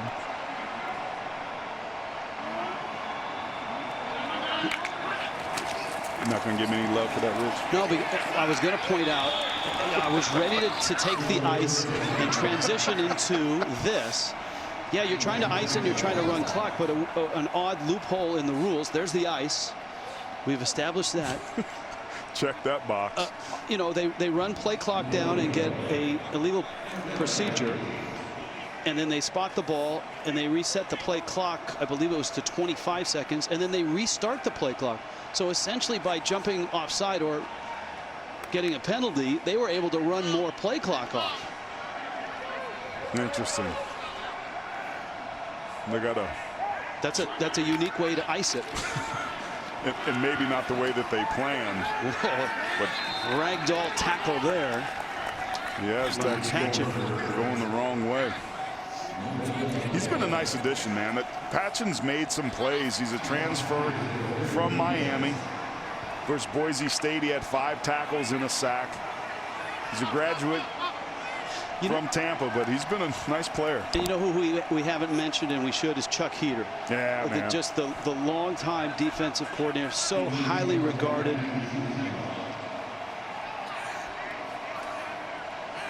And he's 68-year-old who has done everything in his career. He's won 3 national championships, 2 at Florida, 1 at Notre Dame. And he's come back to Colorado State, back to Fort Collins. He was a defensive coordinator under Earl Bruce long ago, and he's back in his first year, and his defense has played well here tonight. Work to do with 4 minutes left. Down 2 scores is Colorado State. Aaron Taylor's going to revisit our tools for success. Well, we talked about the Rams need to take advantage of the Aztec pressure. They actually did a pretty good job of that through the air, hitting some big runs and some big passes, stealing possessions, no takeaways. That was killer for them, especially for the 2 returns that they gave up. For the Aztecs, that run game's really struggling. They have to get Billy Dunkel back, and limiting big plays. San Diego State defensively has buckled down here in the second half, but they've gotten torched on the ground and through the air at times. But Colorado State hadn't found a way to convert, and now Centeo under center when they need to throw to get back in this ball game. A little reverse, and trying to get outside was right. Almost looked like someone got a piece of face mask, but no flag. Good pursuit there by Darren Hall, who has a key interception in this game. That's been said a lot about Darren Hall lately. You see some confusion here by Colorado State. New quarterback with Todd Centeo. We've seen him earlier tonight, but this is a really interesting decision to put a running quarterback in when you need to throw it. Centeo, remember, had that 3rd down throw dropped. McBride there makes the catch. Clock will stop on a 1st down. And the ball's across midfield. Centeo can throw the football as well, and he's been on target in the attempts that he's made tonight. He's got a strong arm. He's got great anticipation, but coming into tonight has only completed 38% of his passes. And you see this offense, even Trey McBride right now doesn't know where to line up. They're confused and forced to take a timeout. Again, they went 23 days without a game and trying to run this 2-minute drill. Called their first timeout of the half. Full timeout. Is their backup quarterback, and it shows they have to burn a timeout. We have a few left to burn, so we're going to take one right now. That's Patrick O'Brien on the left, the starting quarterback with his helmet up, was not in that huddle of all the offensive players at midfield during this timeout, which would lead you to believe that there may be an injury issue. And we don't ever want to speculate on injuries, but I agree with you, Rich. Something wasn't right about that.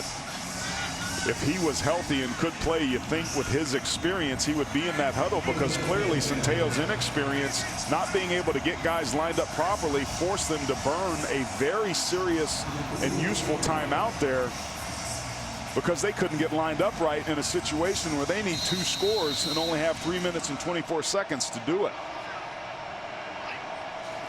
1st and 10. Centeo avoids one hit. Sideline. Oh, it's intercepted. That's a terrific play. Taylor Hawkins.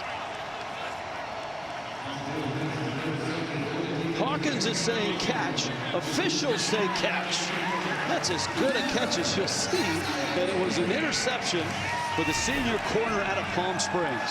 Well, he's had penalties and struggled the last couple games, in my opinion, but right there makes a tremendous effort. Clearly both of his knees in there. The question is, did he maintain possession all the way through the catch and make a football move? The officials seem to think so. San Diego State is celebrating understandably on the sideline. And certainly a throw that Centeo would like to have back. It's a forced throw, not one that you want. And that's the first career interception for Taylor Hawkins. I think this is worth taking another look at. Knees are down. Knees are down, but you take a look at the football. You can't see because his back's turned, but a moot point if they get this snap off. Yet no review. Brookshire carries. And now all the Colorado State can do is use their 2 timeouts, hope to get it back. With this offense for San Diego State, who moved the ball early and then didn't, and then has moved it in the later stages of this game. It's a work in progress, this offense. They're more of an RPO look. They've spread it out. Brookshire is not a accomplished pocket passer.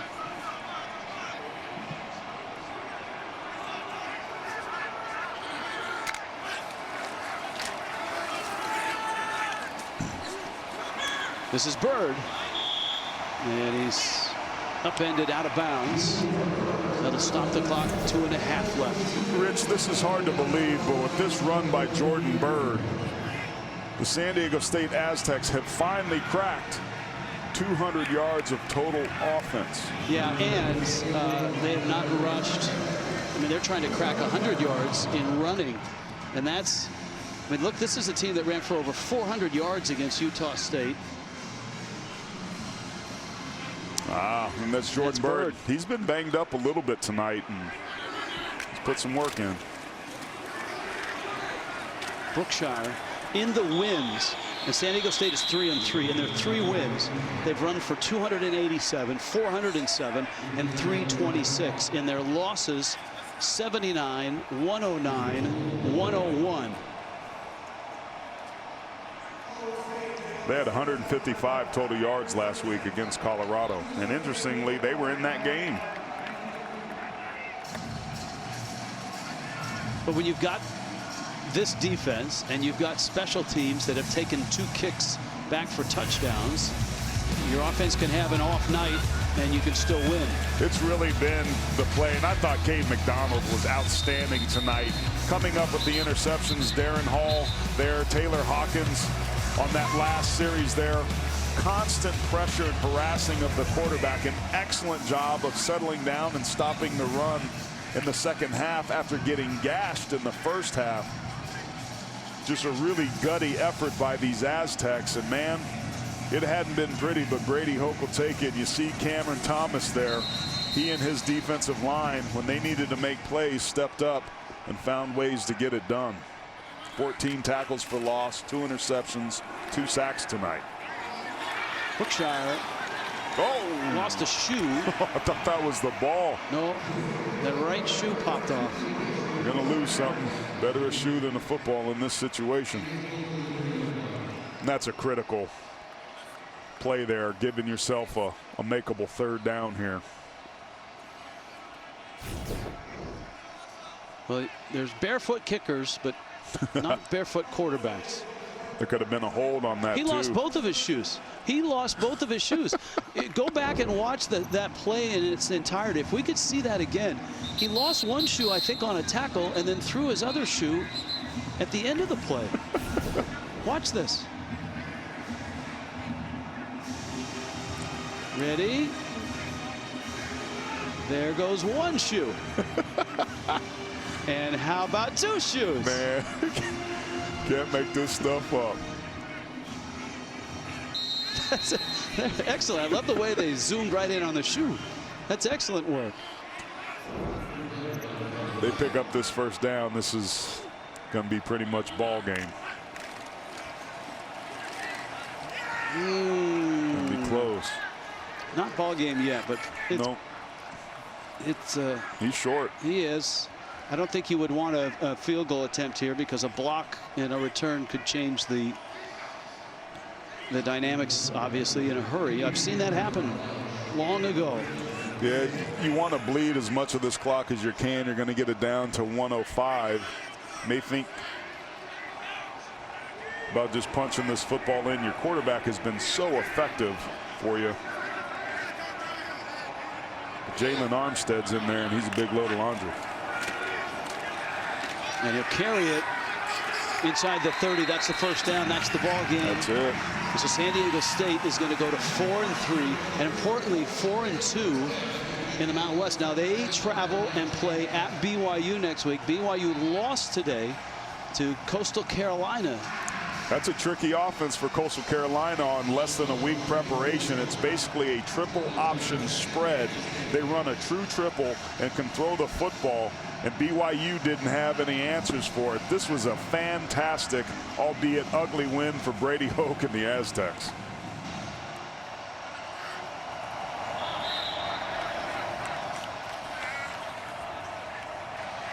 But it wasn't pretty. I mean, offensively it wasn't. It was beautiful defensively. It was spectacular on special teams. And San Diego State's going to get this win. They want to keep their bowl hopes alive. Right now there are 4 slots for Mountain West teams. San Diego State making a statement here, and they'll certainly try to do that next week in Provo against BYU. If you're on a bowl committee, you're going to get a good, hard-fought football game by a team that knows how to take care of itself. The Aztecs are worthy consideration for postseason play. And I got to tell you, Colorado State, for as much time as they had off, there are some brilliant pieces to build off of for Steve Adazio as they head into what's hopefully a normal season in 2021. Yeah, they have a clean special teams game here. They may have won this game. Mountain West standings now. San Diego State at 4-2. This is a crazy season, obviously. There are going to be teams that don't play the same number of games. San Jose State, an impressive win, not only on the road, but in Hawaii, 2 time zones away, or 3 is it now?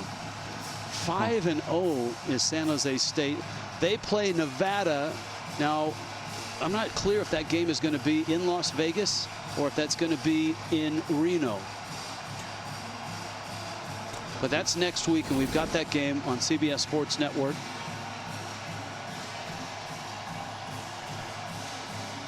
A lot of moving pieces. But you see this team, they've got to be happy with this win. You see they're getting up there for the team picture. You got to understand, Rich, under these circumstances, any win is monumental. The fact that they've even gotten to this point and stayed healthy enough and followed protocols, made good decisions, changed their behavior. Behavior modification is the key to navigate COVID, and the Aztecs have done it. So it wasn't pretty at all. But boy, it sure does feel good when you win. Amanda Guerra is with Brady Hoke. Amanda?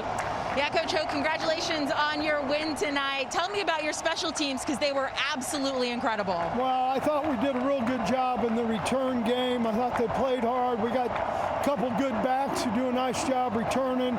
So I think that was good. We got to do a little better on our kickoff coverage, though.